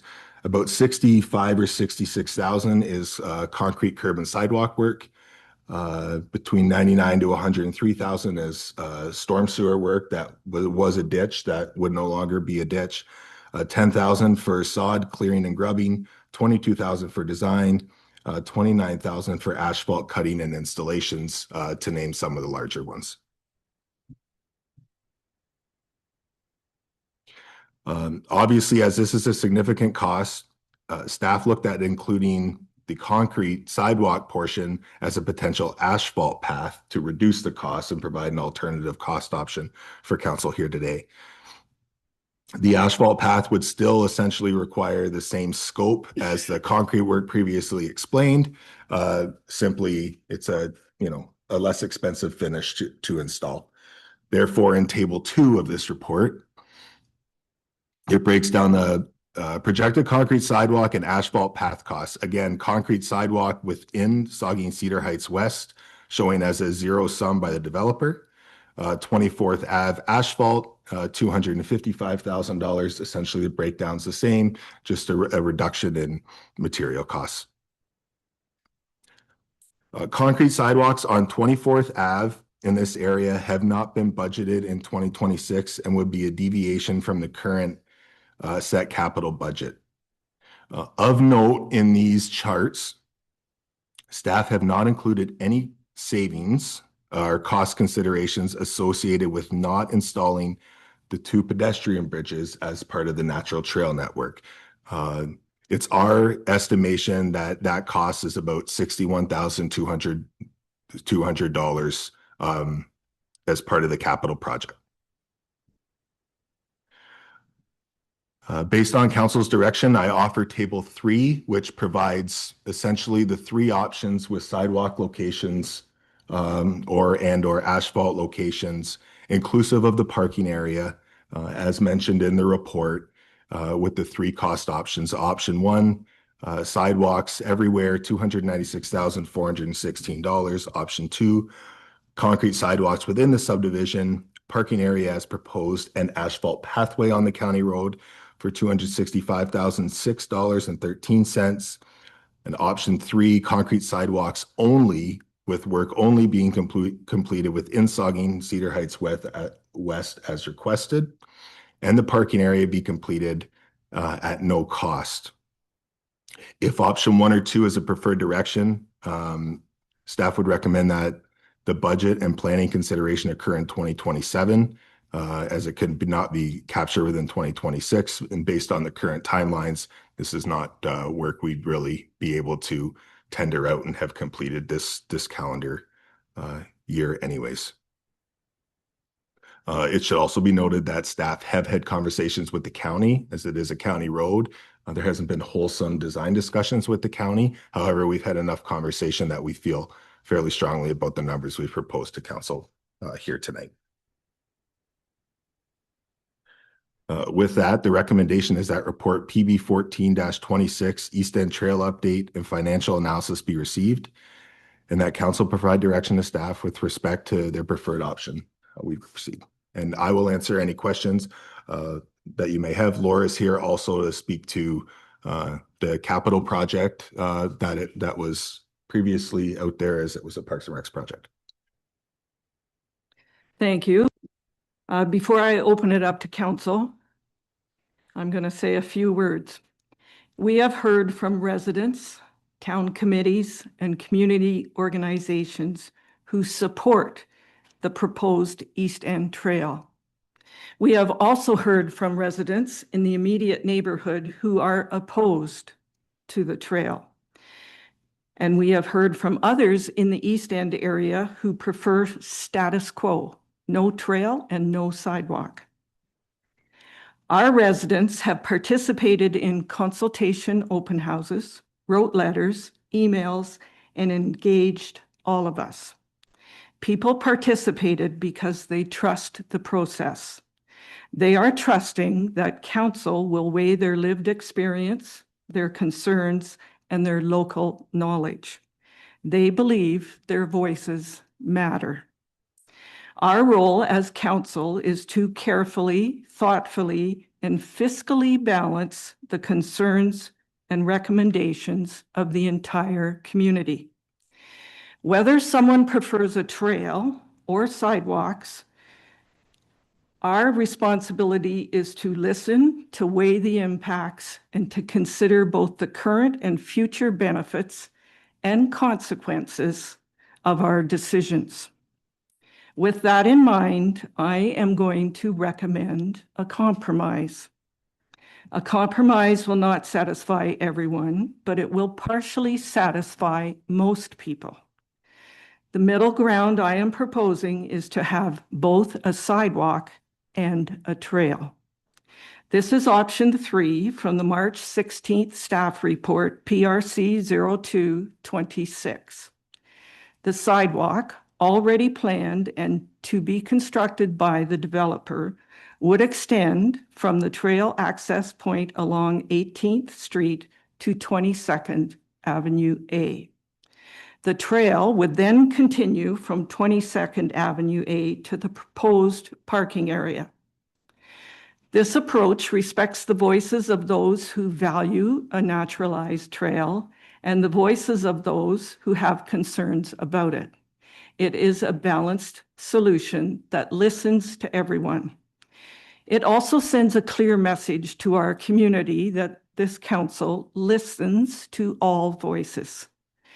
It sends a message that we make decisions based on facts, fiscal responsibility, and long-term impact. I am willing to find and propose a middle ground when the community is split. This values both neighborhood concerns and broader community benefits. And now I'll open it up to council. Discussion, comments,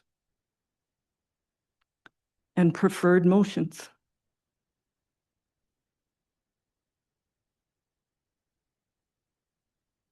Deputy Mayor? Can you run through that proposal again? I'm a little not 100% clear where you're saying you're putting sidewalks and where you're just utilizing trail. So Tanya, can you put the map on where the sidewalk is shown right now? So where the trail access, say you're on the soccer field side, where the trail access meets Saugeen Cedar Heights West subdivision, the sidewalk will continue down to 22nd Avenue A, and that is proposed by the developer right now. The trail would be proposed from 22nd Avenue A through the bush to the parking lot area. So we will have half trail and half sidewalk, which is a middle ground. And as I said, it will not satisfy everyone, but it will satisfy most people. May I? Tanya, can you go to page 137 in the council package so that we're all talking about the same picture? It's figure 1, which is in the staff report. And just if I can provide clarification, Mayor Sue. So we do have a pointer, but it doesn't work on the TV apparently. It only works on walls. Okay. So Put your finger up. yeah, so as I'm speaking, so basically, Councillor Sacco, as you're coming off the trail, which would be the Yeah. west end, right? Right. There's a trailhead connection, which is one of the tie-ins that Andrew mentioned coming into Saugeen Cedar Heights West. So this is 20th Street. Correct. This is 18th Street. So the sidewalks Mayor Sue is referring to is along 18th Street, which Yes. already exists, I believe. Correct, Andrew? And then 22nd Ave, it shows the sidewalk on the west side of the road. It is on the east side of the road, and it would it will stay on the east side of the road. So that sidewalk also already exists, and it goes until approximately the trail where the trail access would be. And then basically trail from that point forward, 22nd Ave to block 115, which would be the parking lot. So the trail in the easterly from 22nd Ave to 24th Ave, basically. So So Mayor Sue, could you tell us now where? The sidewalk already planned and to be constructed. And are you saying it's there right now? Yeah. Okay, for the most part. Constructed by the developer, would extend the trail access point along 18th down to 22nd Avenue A, right? No, just where the red is. Oh, Yes, but we already have that. yes. So we have a sidewalk. Okay. The other half would be the trail would continue 22nd Avenue A over to where the proposed parking area is. So all the way to- No, Where the trail was proposed. Yeah. Oh, Schwann Trail here. Yeah, okay, I'm sorry. Right. so we have sidewalk and trail, Here. Yeah. Right to the parking lot. right? Okay. That's the middle ground. That's the compromise that would satisfy some people. Not everyone, but a lot of people. Deputy Mayor Dickert. So we would still not have any sidewalk connection to the existing sidewalk structure on 24th Ave. Because for all the months of the year where there's snow and the trail's not open, and that's likely 5 months of the year, Laura, there is no path available for people who have mobility issues who maybe want to walk out and get to 24th Ave, which was the piece of sidewalk we were trying to get established, was to allow that so that people would have a connection to, we extended the sidewalk on 24th Ave to tie into that subdivision. And unfortunately, right now, we're falling short because we're not tying the subdivision into the sidewalk we extended. So that's, I'm not, I'm just saying, we're still, there's a missing link there yet. If that piece of trail goes out to the parking lot, okay, but we still haven't got that sidewalk piece that allows people of all abilities to connect and be able to walk up to the business sections up on 10th Street and all of those good things. So that's the piece that I still see missing there. So what I can say to that is the proposal was the trail. It was not a sidewalk, which is not in our capital budget. And if we are to put a sidewalk in a subdivision and increase, like you heard tonight, we're at 8.2% on our tax requirements, and increase that cost when there are more places in town, and particularly from Main Street out to Walmart.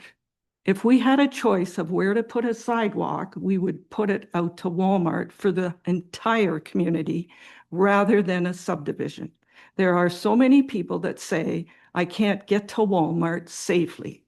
And I don't mean just Walmart. There's other businesses out there to the Walmart Plaza. So if we're going to spend that money, let's spend it where it's needed. Let's look at the trail, and a sidewalk in a subdivision that will be 3 to 5 years out doesn't benefit anyone. And we're not gonna, like, I will vote against putting in a sidewalk before the houses are built. All we're gonna do is damage the sidewalk and have to replace it. Go ahead, Deputy Mayor. So what we're taking away then is we're eliminating a chunk of trail and getting nothing in return for it. Because the sidewalk's already proposed and part of the subdivision agreement, why would we not ask for those funds to do that sidewalk to connect from 22nd Ave over to 24th? And we may do that. But what I am interested in is listening to the community. We are listening to two groups that are divided. And if we can come to a middle ground, instead of saying all sidewalks, no trail, or all trail and no sidewalks, at least we've satisfied and we've listened to our residents. Councillor Hocking? Yeah, I'm going to read something. Alina had indicated that she wanted a written statement. And mine is purely from an environmental point of view. It doesn't consider sidewalks. This is what I believe. I've weighed the pros and cons of constructing a trail in the existing green space that borders the backyards of the 17th Street neighborhood. The majority of that neighborhood opposed the trail for valid reasons. They wanted to preserve the green space. I think Alina said green space is precious in its current form, and secondly, maintain their privacy. As a compromise, they suggested an alternative route on a sidewalk along 20th Street, similar to the trail sidewalk incorporated in the East Ridge subdivision. We are not considering eliminating an extension to the East Ridge portion of the 11-kilometer trail, but we're considering in what form does this extension take? Is it a sidewalk or a nature trail?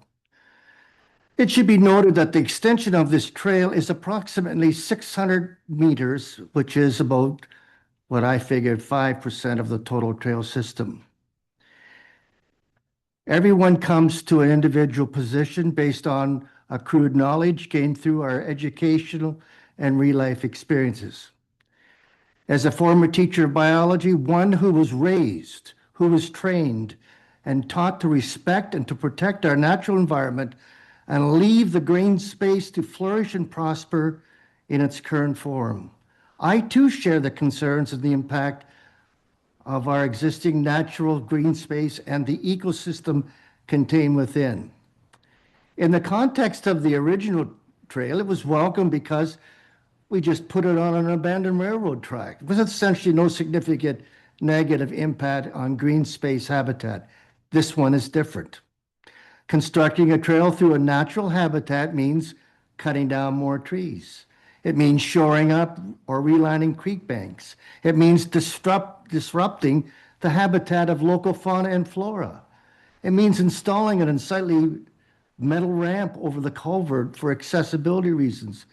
It means telling the neighbors who boarded the proposed trail, whose privacy will be compromised, to button up. And if you want a privacy, install a privacy fence at your own cost.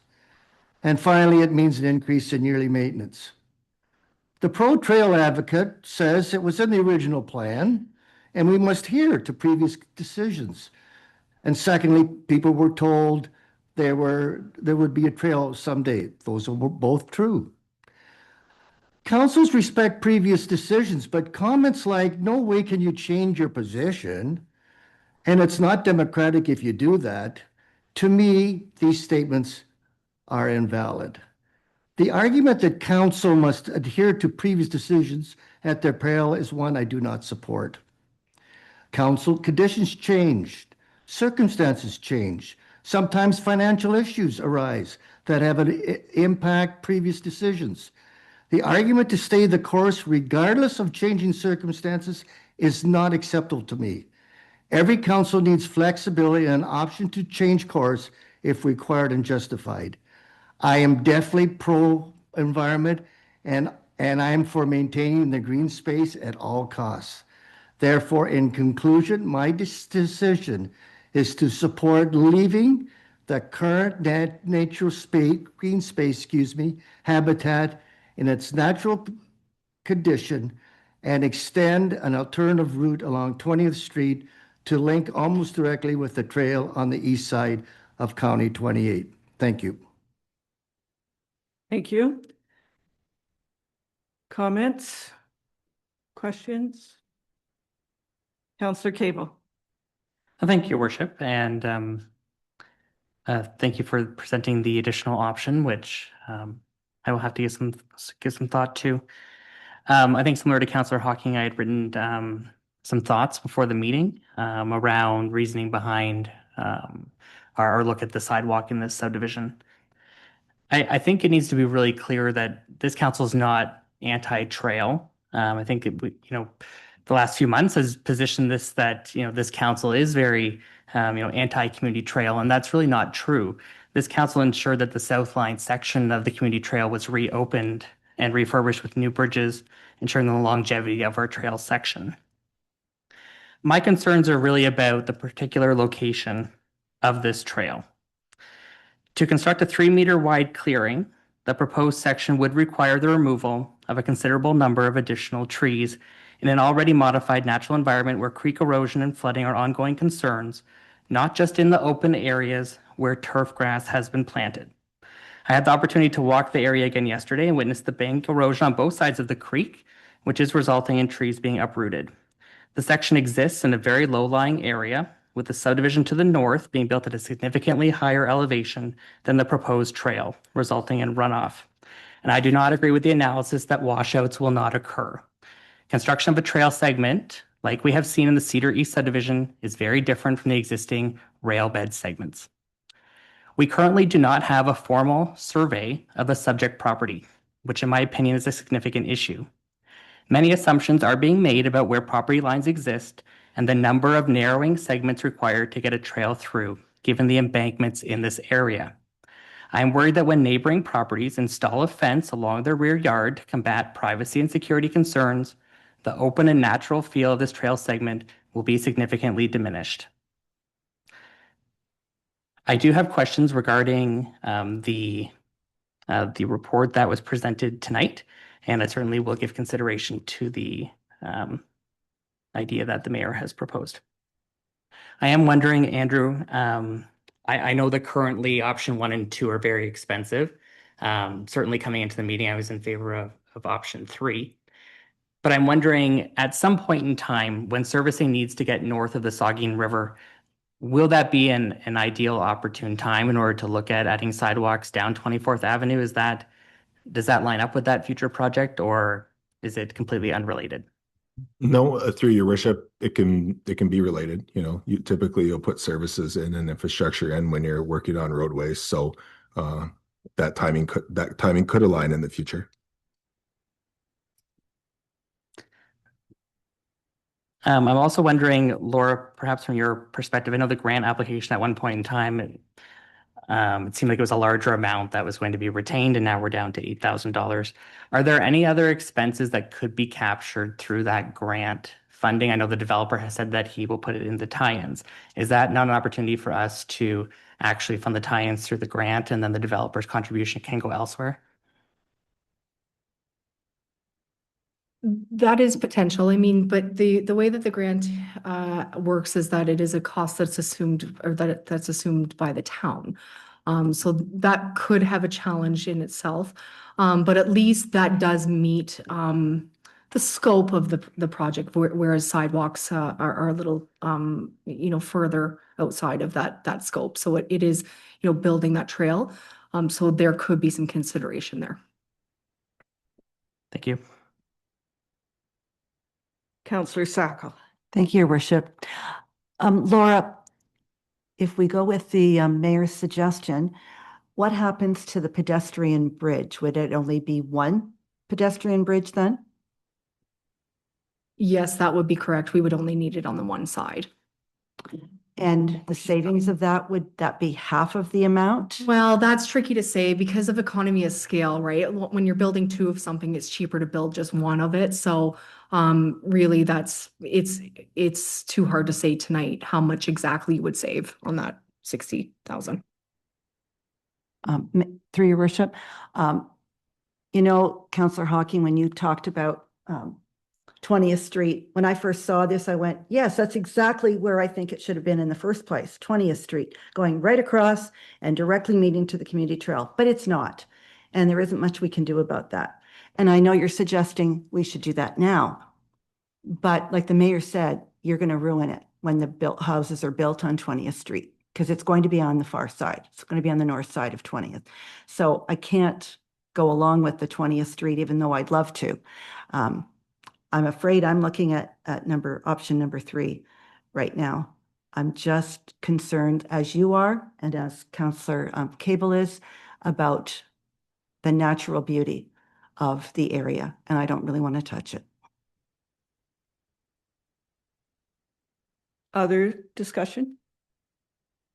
So I can say that, and I'm going to have the CAO do the details.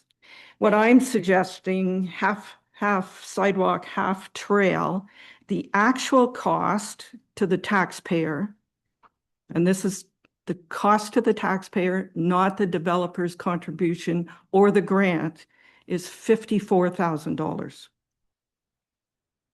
If in future, if there's extra money, we could consider putting a sidewalk in.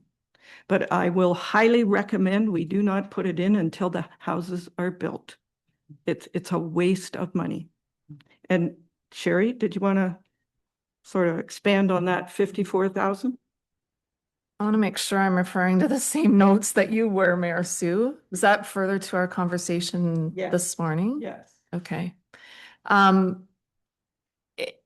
Again, that's based on some assumptions, right? That it would be half the cost. We would have to, if the mayor's suggested version moves forward as council direction, then we would have to go back to the developer accordingly and see what the amount of their approximately 50,000 that they've indicated they could be reallocated to the sidewalk construction, if that's sufficient for that trail construction piece accordingly. And then there's the pedestrian ramp amount accordingly.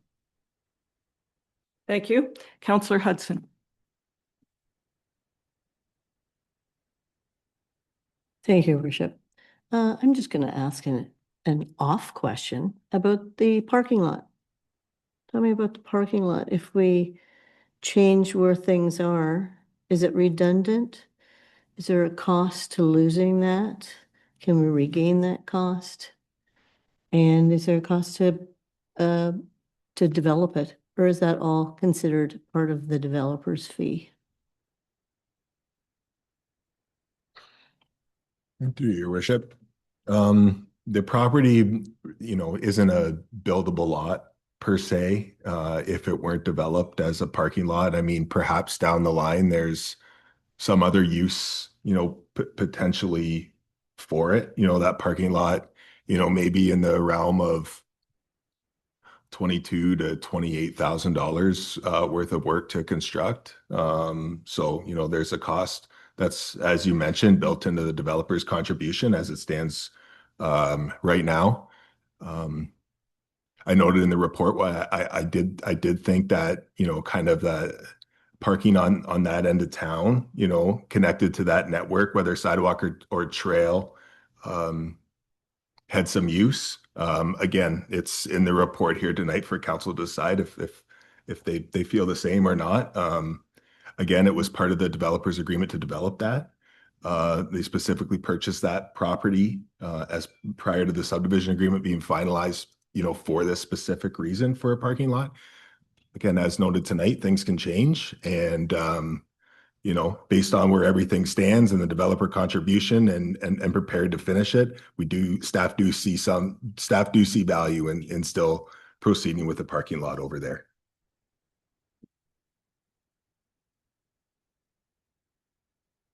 Okay, Deputy Mayor, then Councillor Hawking, and I'll ask if Councillor Fleet has anything to add once we go through the chambers here. Deputy Mayor? Thank you, Your Worship. Andrew, this one is for you.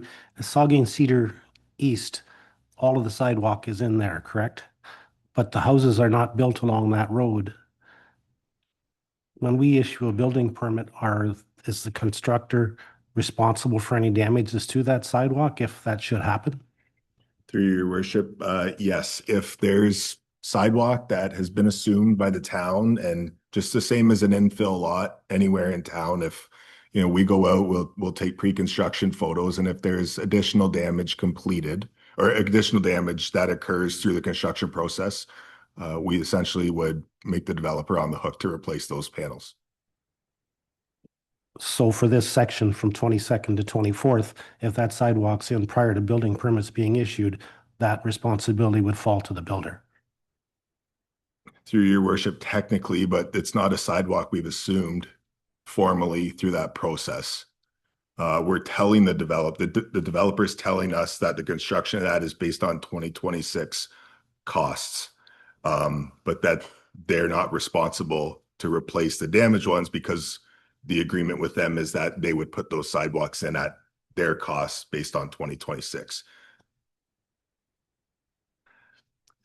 Can I rephrase that?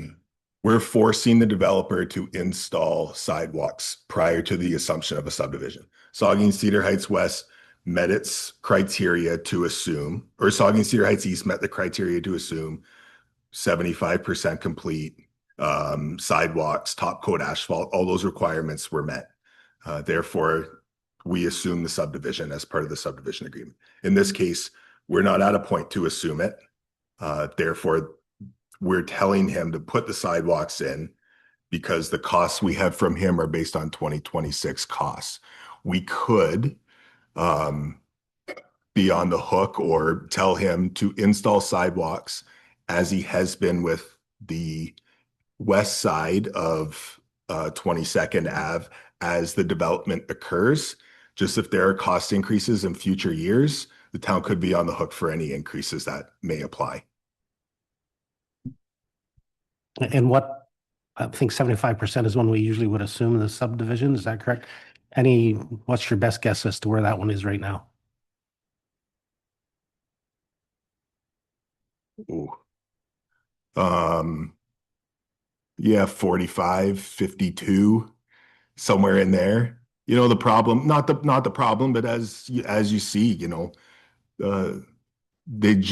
subdivisions generally push through fairly quickly early on because it's those townhouse semis, triplex ones that get built first. That's kind of has that need, and some of those singles, lag and take longer. So the second half, the last 20% to get to 75% takes quite a bit longer than the first 50, if I could say that.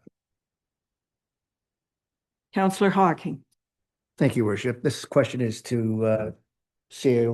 Walden because she was involved with the trail from day one, or I assume for the rec department.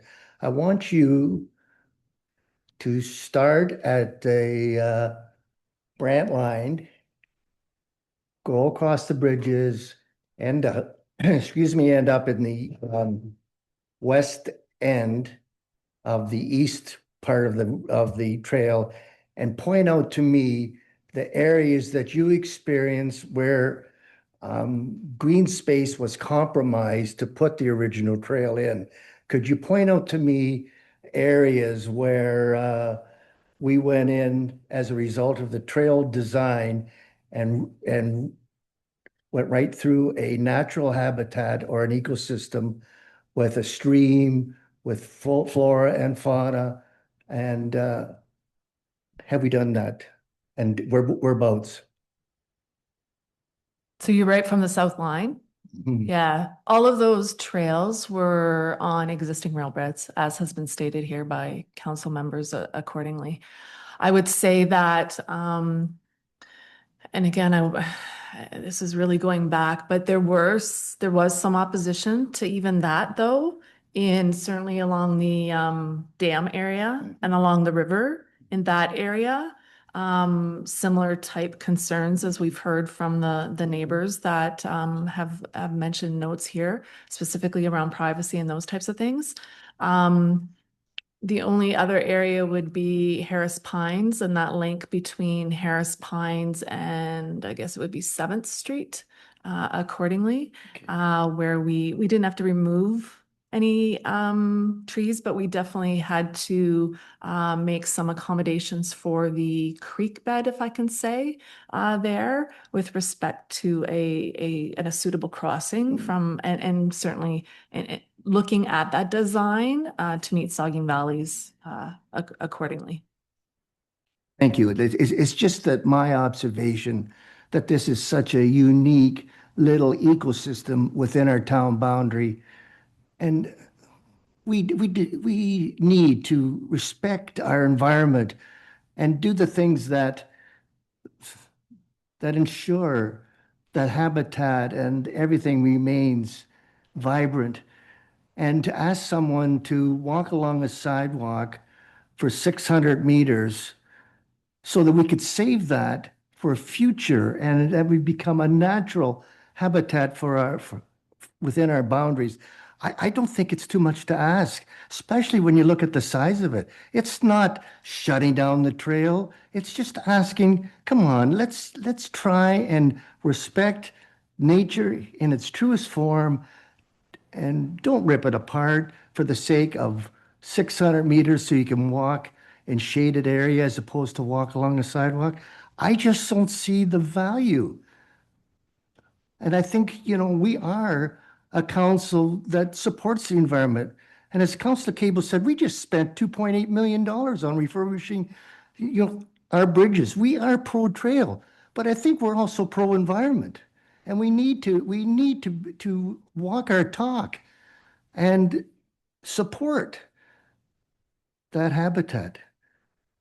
I'm getting a little passion here, and I apologize. So the number 30 has been mentioned on trees. If this trail is split in half, there will be less than 30 trees taken down. These are smaller trees. We walk the trail. There is lots of buffering. In fact, I think I only saw a house once when we were going through. When you talk about the wildlife and what's happening on trails, I bike the trail to the South Line and I've seen everything: deers, eagle, turtles, snakes. I've seen it all. And they're still there and there are people using the trail. It's natural and it's educational. Like, how nice is it for people to walk that trail? It's peaceful, it's relaxing. It's also, I want to say, the safety factor away from vehicles. I ride the trail to get off the road on my bike. I don't want to be riding on a road. I know people talk about sidewalks, but this was a proposal for a trail. And I want to say we need to listen to our community. We've had both sides come forward with great reasoning of why and why not. So let's find a solution that works for both.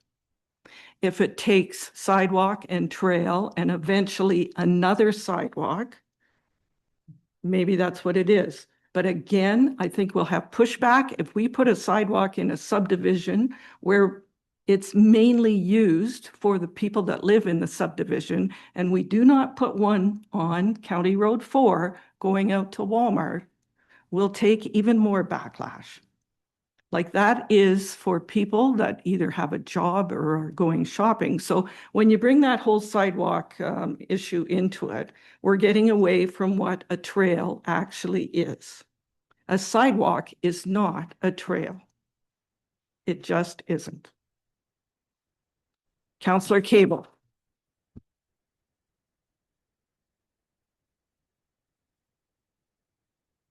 Thank you, Your Worship. I think the idea of the sidewalk in this subdivision really is around the fact that the developer at this point in time were able to move that contribution, which to me is different than us going and extending a sidewalk out to Walmart, right, where we don't have that ability. I guess what I'm wondering is, in terms of this section that you're proposing, how do we actually ensure that there's no washouts? Because certainly even walking it on the weekend, it is a very wet area, right? And the residents will tell you about how high the water comes at various times in the year, whether it's in the spring or whether it's July or August. So how do we actually ensure that it doesn't wash out? And I know that people will say, well, it's been engineered that way. Take a walk over at the switchback and you will see that that was engineered and we have a lot of issues over there. So I'm wondering, how do we actually, is there a way that we mitigate that beyond putting in the standard stone dust trail that's currently proposed? I'm going to ask Laura to start that answer. Thank you, through your worship. So a couple things there. It's not that we do, like, there is, to say that we will not experience washouts is not the case. Like that, that would be irresponsible to say. So there could be erosion or washouts that are expected during flooding events. For the most part, it would primarily be during that early part of the year, where the water course levels are very high, like in the spring flooding.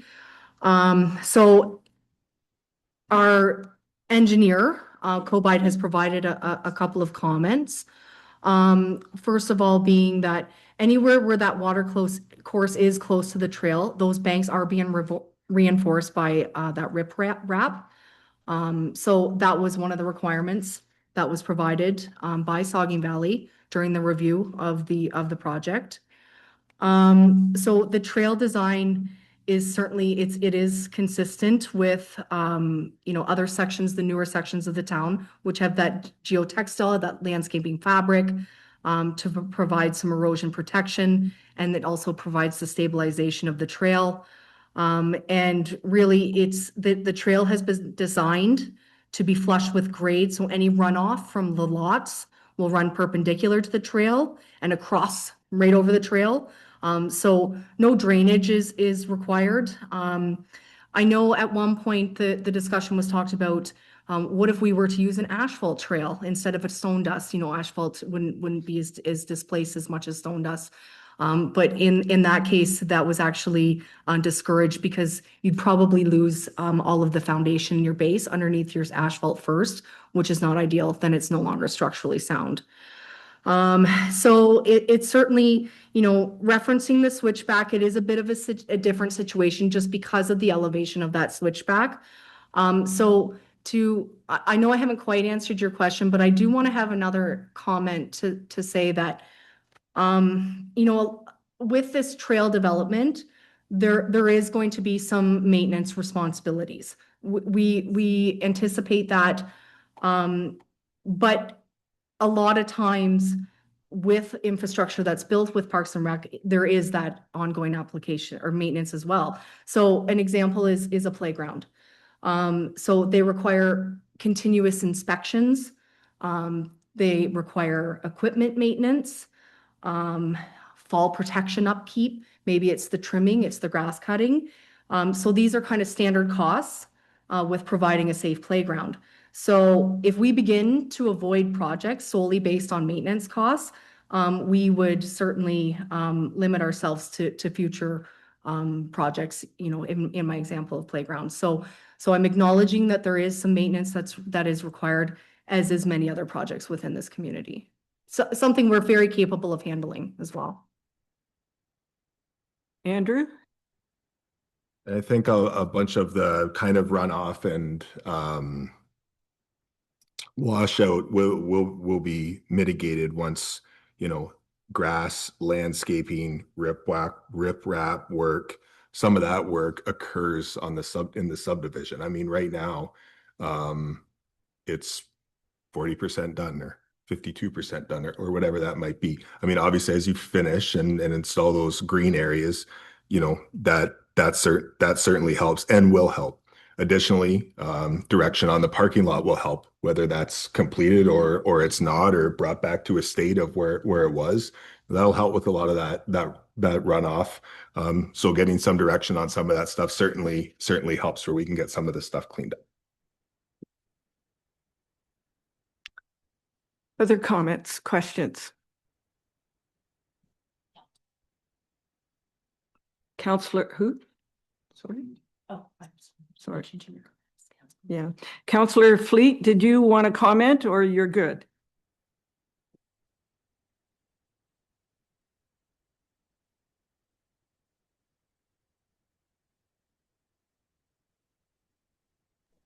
Thank you, Your Worship. I'm listening to all this information, and it's unfortunately we didn't have some of this information back in March. It's really tough to make a decision. I represent every citizen in the town of Hanover, taxpayer, and you please one, you 10 aren't pleased. So it's a very tough situation for a small piece of trails. I agree that this is going to be a chunk of property that's going to need to be maintained. Growing up in Hanover, that was always, you get that 100-year flood. I don't care how well it's built, it could be washed out.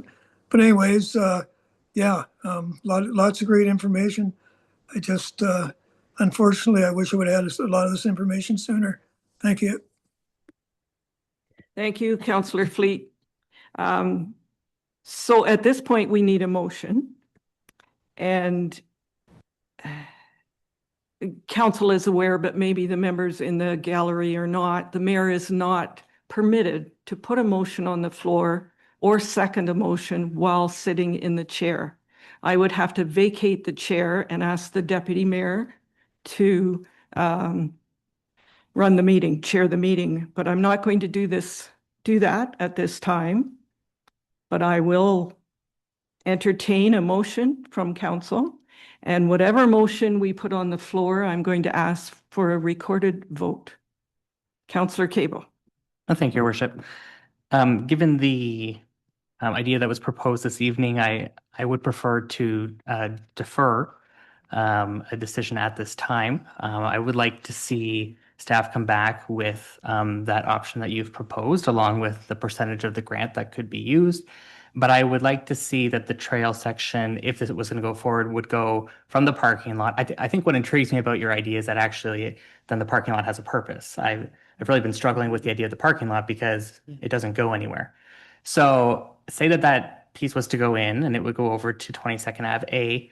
I would then like to see the sidewalk still finished from 22nd Ave A over to 24th Ave. So I'd like to see the total costing for there to be the sidewalk, which would be 12 months a year, along with a trail section on that east portion. Knowing that sidewalk may not be installed for 3 years. Okay.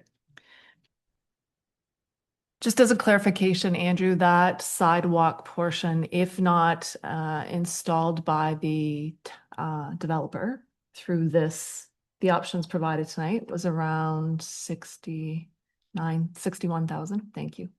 Just to give you an idea. Because if I can clarify, because it is my assumption that there would be cost savings in not putting the second bridge and then the trail actually over onto the west side. So I'm assuming that some of that would be reallocated. Okay, so now I'm going to turn to the clerk because you said the word defer. That's a whole different motion. So Vicky, do we need just a motion to defer and ask staff to bring back information on this new option, or just defer? I would, based on the report that was received tonight, I would recommend that the motion include a deferral pending provision of a staff report on the costing for the additional option that the mayor suggested this evening. Yeah, that direction be provided to staff to prepare that report. Okay, so you're going to move that, Councillor Cable. Do we have a seconder? Councillor Hudson. Any further discussion? Councillor Hawking. I just want to leave you with this statement. You try and please everyone, you please no one. You're trying to... Councillor Hawking. Pardon me? Councillor Hawking, the clerk has turned to me and I'm going to let her speak. We have a motion on the floor, so no further discussion or statements are permitted when there's a motion pending. Okay. Okay, All in favor of the motion on the floor to defer for a staff report to come back with the option of half trail, half sidewalks? And I will ask for the recorded vote on that.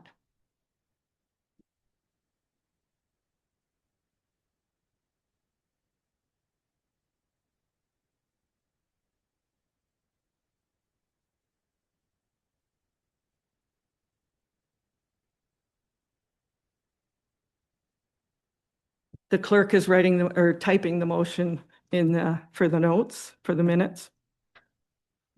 We have to follow all our rules.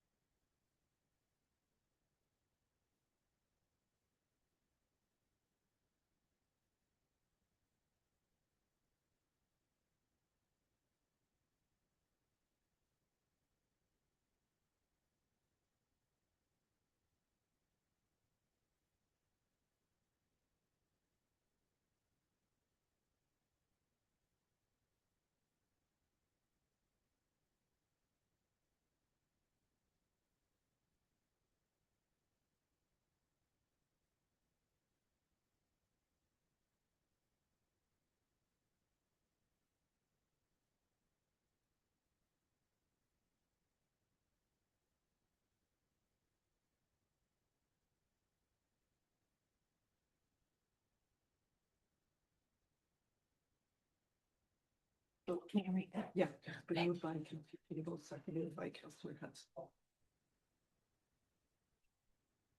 Okay, so it has been moved by Brandon Cable, seconded by Carol Hudson, that report PP 1426 East End Trail update and financial analysis be received, and that council defer decision on the East End Trail pending receipt of a further staff report on the option to install a sidewalk to 22nd Ave A and construct a nature trail from 22nd Ave A to the parking lot.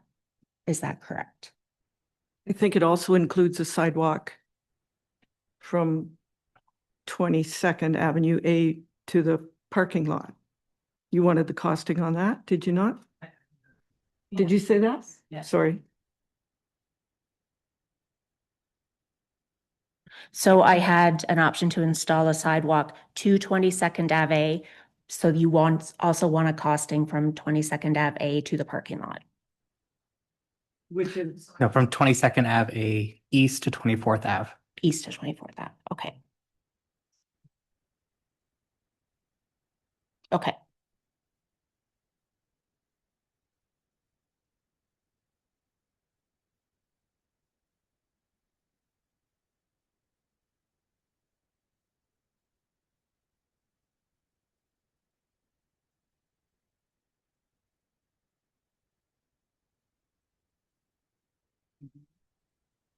Mhm.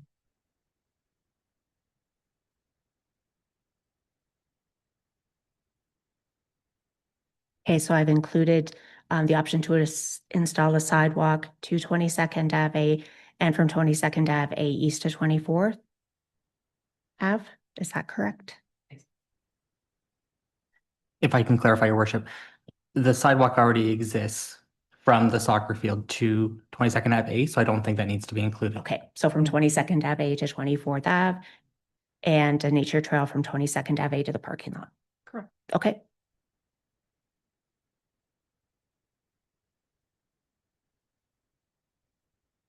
And I will now call for the recorded vote. It's in alphabetical order with the deputy mayor and mayor voting last.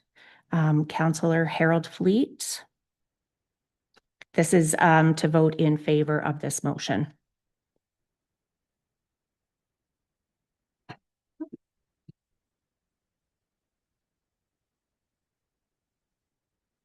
Councillor Fleet, we're asking if you're in favor to defer so this we can direct staff to bring back a costing.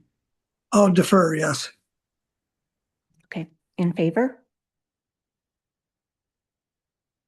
Councillor Hawking? Yeah, I'm here with it. Mike? Yes. In favor? Mm. Councillor Hudson? In favor. In favor.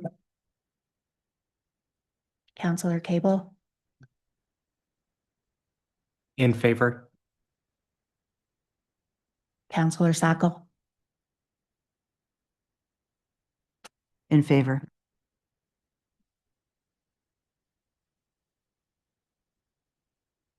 Deputy Mayor Dickert? In favor. Mayor Patterson? In favor. That motion is carried. Thank you. That motion is carried, the clerk says. So I think we should take a 10-minute break before we get back at it. Thank you, everyone, for coming out and listening to our council meeting this evening.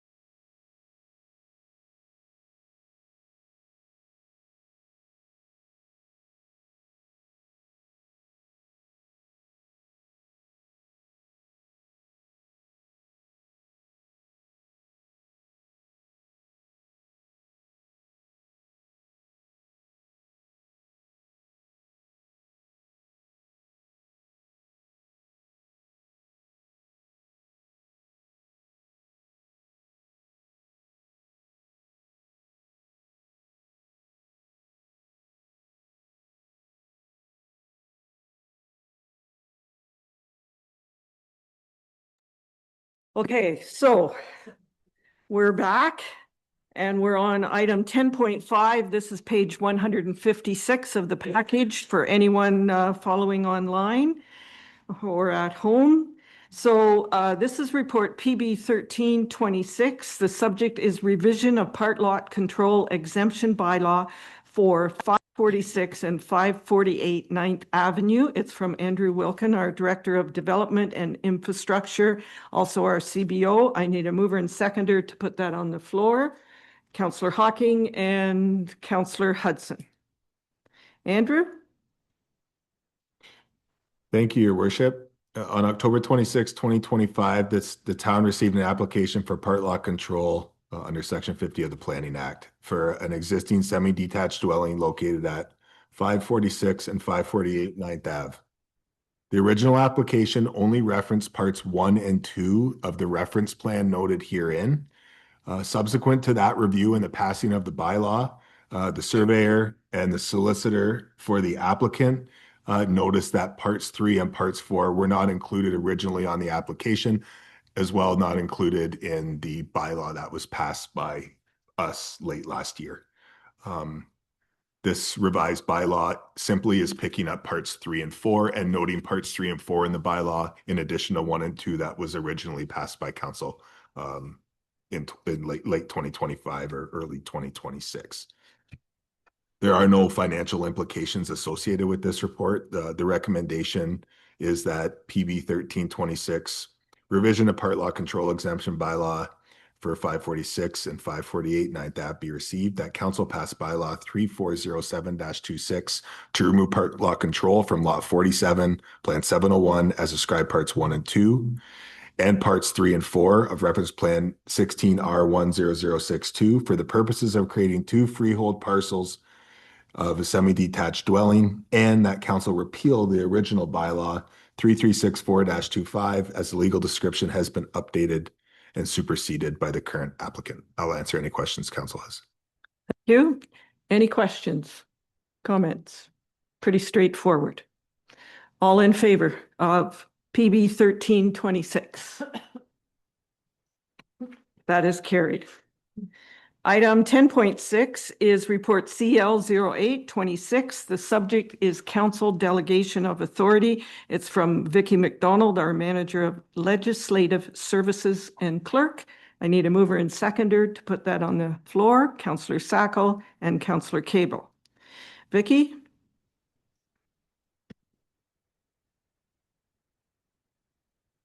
Thank you, Your Worship. December 2007, Hanover Council adopted a policy for the delegation of powers and duties in response to Bill 130. The legislation at that time expanded municipal authority to delegate corporate powers and required municipalities to adopt and maintain policies governing the delegation of their powers and duties under that particular section of the Municipal Act. Since that time, delegations to authority have essentially been done through bylaw or appointment bylaws for staff. The existing policy has not been updated since it was initially adopted and no longer reflects the current scope of municipal responsibilities or the town's organizational structure. We've recently changed a number of position titles and responsibilities. Accordingly, a comprehensive review of the policy was done by staff, and we have developed a consolidated framework and detailed schedule of the delegated powers to support the efficient administration and operations. As municipalities continue to grow in scope and complexity, timely decision-making and administrative efficiency remain essential to effective and responsive service delivery. One example would be the special meeting that we had to call in March in order to authorize staff to sign the grant funding for the emergency measures. If this delegation of authority had been in place, that wouldn't have been necessary. Staff already had the authority to sign it because council had approved the application for that funding. Section 23(1) of the Municipal Act authorizes a municipality to delegate its powers and duties to a person or body subject to prescribed restrictions. This policy provides council the mechanism to administer municipal affairs effectively and efficiently while maintaining accountability and oversight. There are also certain powers and duties that council cannot delegate, and those are listed in the report. And obviously, none of those are included in the schedule to delegate powers and duties. So to formalize the powers and duties currently exercised by staff and to support the efficient and effective governance and operations, this bylaw and policy is being revised and updated. The policy and bylaw both strengthen accountability and transparency by requiring that all delegations be approved by bylaw, exercised within clear limits, and supported by appropriate reporting. It gives a clear, documented decision-making framework, preserves council oversight, and promotes consistent and accountable action. The proposed policy and bylaw have also been prepared to reflect and ensure compliance with relevant provincial legislation and current best practices in municipal governments. The amendments to the policy, you will note, have been marked either by strike through or by red font, and that was attached to the report as well.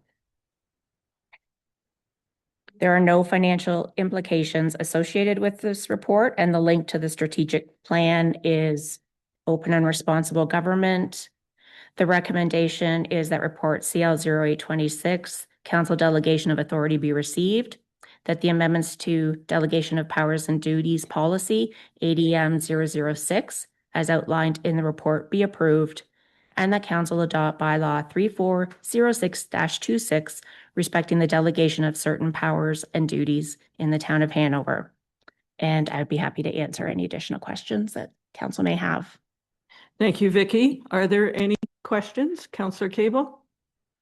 Well, thank you, Your Worship. Just a very small one. On page 173, it's the top of Schedule A. I just assume that there's a word probably missing off of it. It's the very first one under the power that the CAO has. And it says powers and duties as the senior, I'm assuming is that senior officer of the corporation or...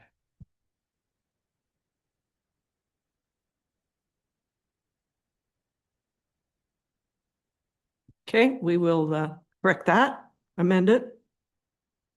Any other comments or questions? None? I'll call the question. All in favor of CL 0826.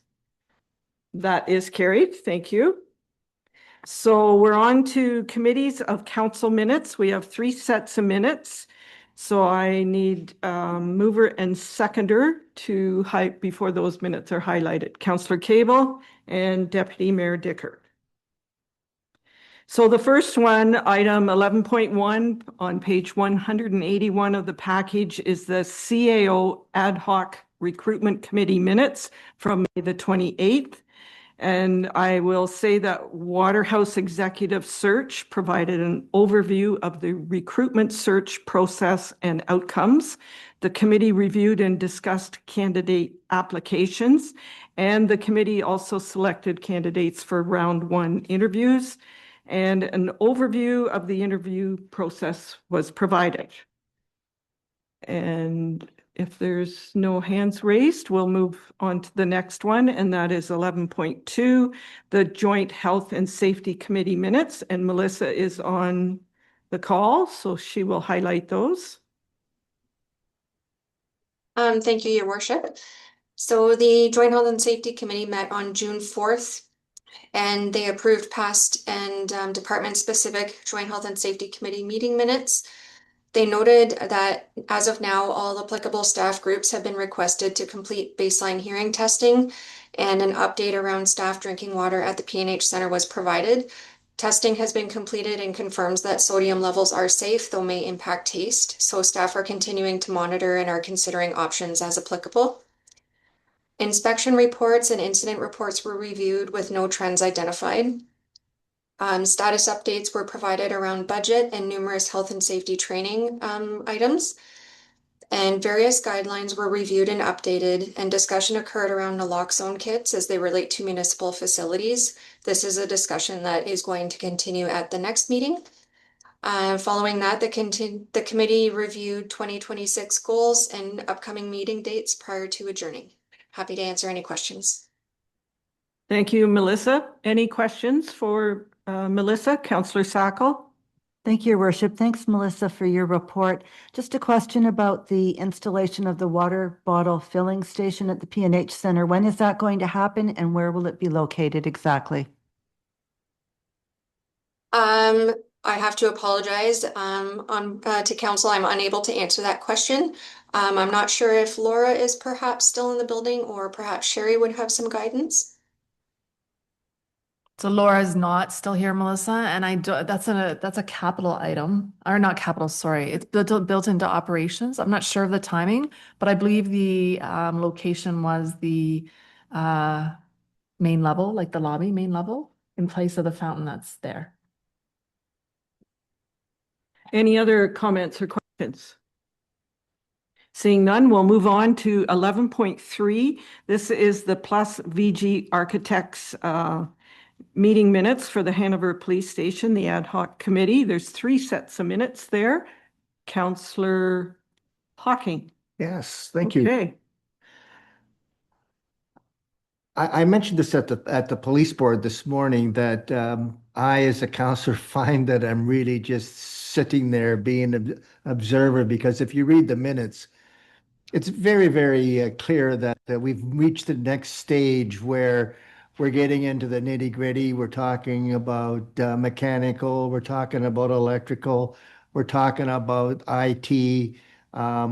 Andrew and Chief Knoll are the 2 really people who are driving at this point, but I'll stick it out, Andrew, and I do find it informative, but at the end, it's kind of funny. They go around the table and they'll say, any questions, Councillor Hocking? And of course, I've got none, because what do I know about electrical and everything? But anyway, these are very, very comprehensive minutes that the architect provides to us.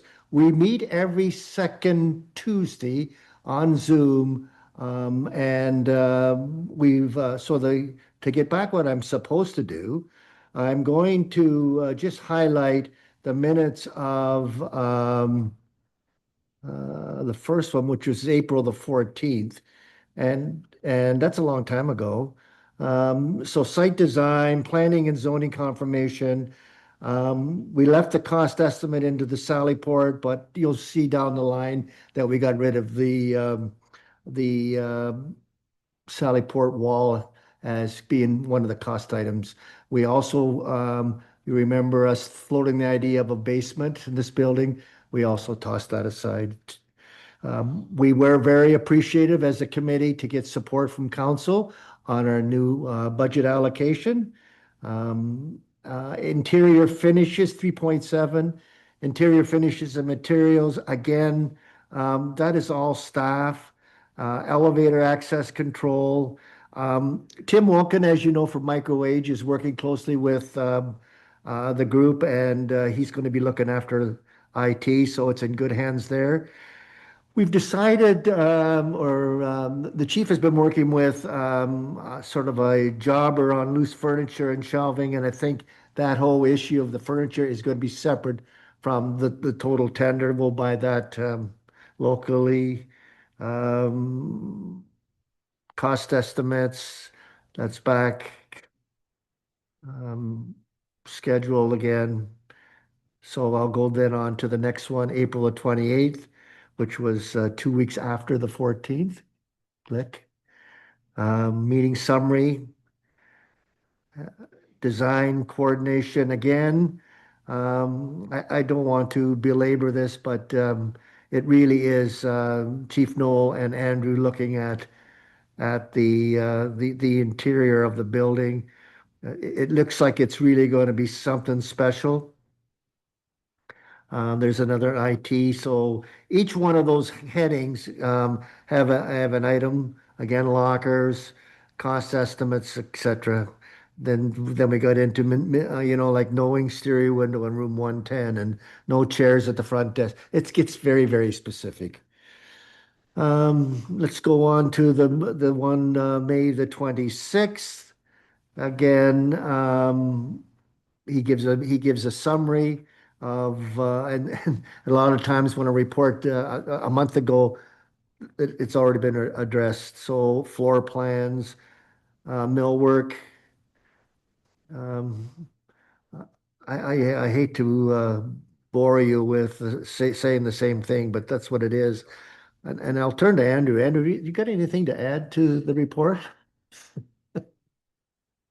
Through your worship, no, not really. There's a bit of a backlog on minutes. There was some errors on there that staff picked up that Plus VG had to fix, which is why there's a bulk here.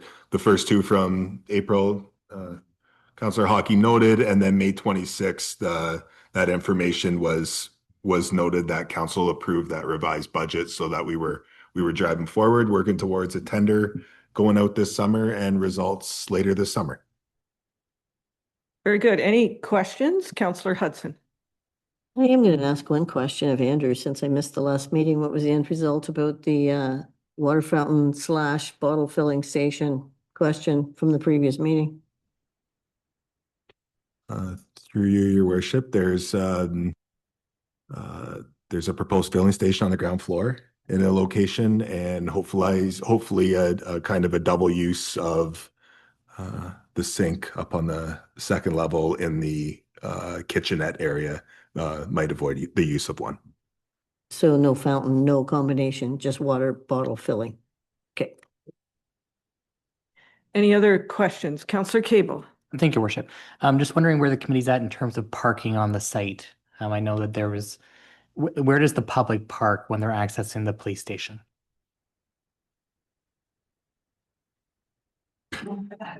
Well, through your worship, it is downtown in our commercial. So if you were to visit, there is a barrier-free space located immediately at the entrance of the building. So there is one parking space at least there, maybe a second if we can fit it in. For sure, one barrier-free, maybe a second visitor parking. Beyond that, generally it'll be across the road at the across on 10th Ave in the public parking lot that's immediately adjacent, kind of behind Ashanti in that area.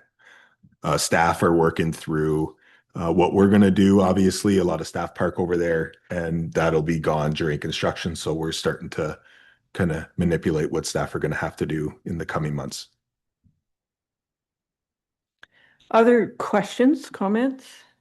Seeing none, that was the last set of minutes. So the motion moved by Councillor Cable, seconded by Deputy Mayor Dickert, is to receive the information and approve the recommendations contained in the minutes that were just highlighted. All in favor? That is carried. Item 12 is bylaws. We have two bylaws at this time. I need a mover and seconder before I ask the clerk for the intent of the bylaws. Councillor Cable and Councillor Sackle. Vicky? Thank you, Your Worship. I have to make sure I have my bylaws. Let me, thank you. Bylaw 3406-26 is a bylaw respecting the delegation of certain powers and duties in the town of Hanover. And bylaw 3407-26 is a bylaw to remove certain lands from part lot control in the town of Hanover.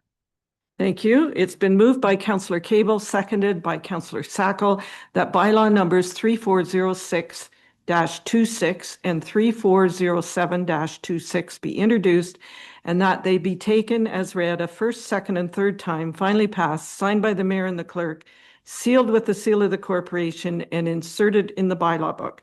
Is there any further discussion with those two bylaws? Seeing none, all in favor? That is carried. Thank you. Item 13 is correspondence, and we do not have any at this time. I will ask for item 14. Are there any notices of motion? Seeing none, item 15, good news and celebrations. Counselor Hudson to start, if you have any. If not, I'll open it up. I will just promote the Canada Day breakfast that we're having at the Curling Club on Wednesday, July the 1st from 8 till 11. Full breakfast, $15 for adults. Tickets available at Holst Office Supplies. Thank you. Anyone else? Counselor Sacco. Thank you, Your Worship. I just want to say that it was a perfect weather day on Saturday at the Saugeen Municipal Airport for Kids Fly Day. There were so many families that showed up for this annual event. You know, pilots give up their time and they pay for their fuel to allow children an opportunity to see what it's like from above. And one young boy told reporter Pauline Kerr that he felt like Superman, and I thought that summed it up nicely. And now I'll go to Counselor Hawking because I know he wants to talk about that. Thank you, Counselor Sacco, for the great report. No, I just wanted to say that the weather was awesome. Bit of a wind. They had to shut it down about 3:30 because it became too dangerous. We had 9 pilots show up, off of their time, off of their plane, off of the fuel, and about 10 o'clock they ran out of registration forms at 120, and they had to produce another 80, so they had over 200 kids. And I walked around and talked to people. They were from Newmarket, they were from Tara, they were from all over. And I checked with, sorry to belabor this, but I checked with Jamie, who is the chair for the Pilots Association. And I said, do you want some social media on this? And he said, sure, you might as well go for it. So I think we got, and thank you, Councillor Hudson, for picking the date issue.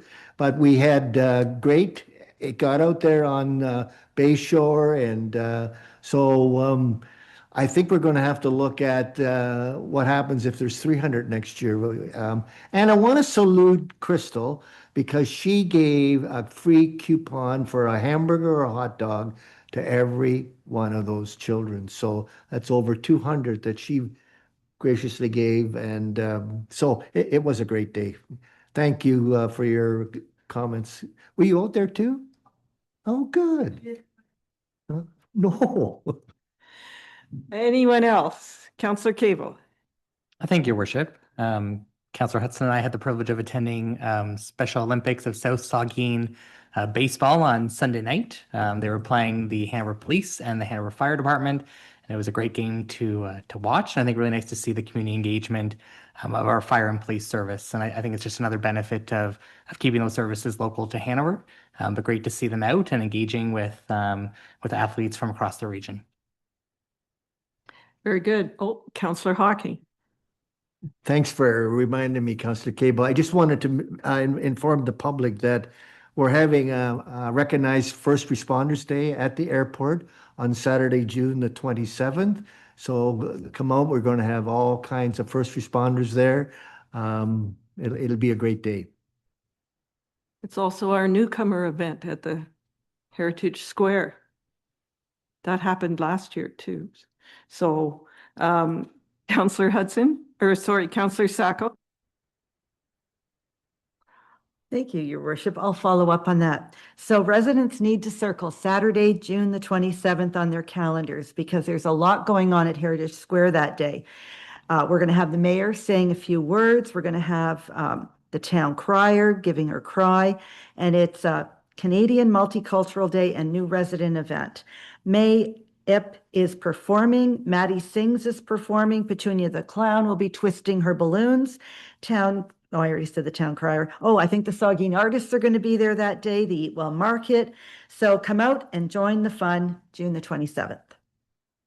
Very good. And this Saturday, Music in the Square started. He Said, She Said was playing. It was very good.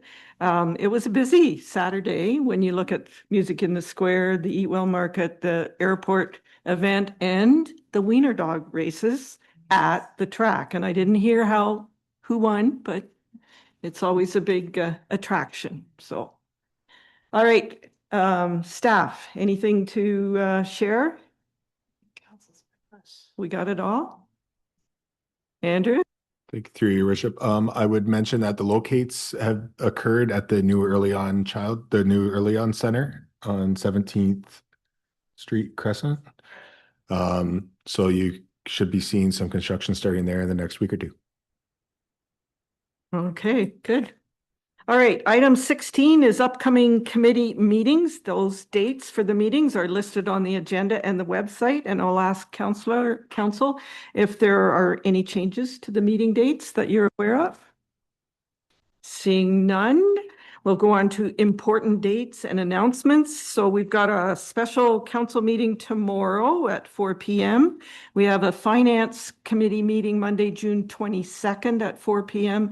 And our next regular council meeting is Monday, July the 13th at 4 p.m. So on to our confirmation of proceedings bylaw. I need a mover and seconder for that. Councillor Hudson and Councillor Cable. And I'll ask the clerk for the intent. Bylaw number 3408-26 is a bylaw to confirm the proceedings of the regular council meeting of June 15th, 2026. Thank you. Moved by Councillor Hudson, seconded by Councillor Cable, that bylaw number 3408-26 be introduced and taken as read a first, second, and third time, finally passed, signed by the mayor and the clerk, sealed with the seal of the corporation, and inserted in the bylaw book. That book's got to be getting like really big. Sorry, it's getting late. All in favor of the confirmation of proceedings bylaw? That is carried. We have one final motion, and that is to adjourn at 7:38. I need a mover and seconder, Councillor Sackle and Councillor Cable. All in favor? That is carried. Thank you.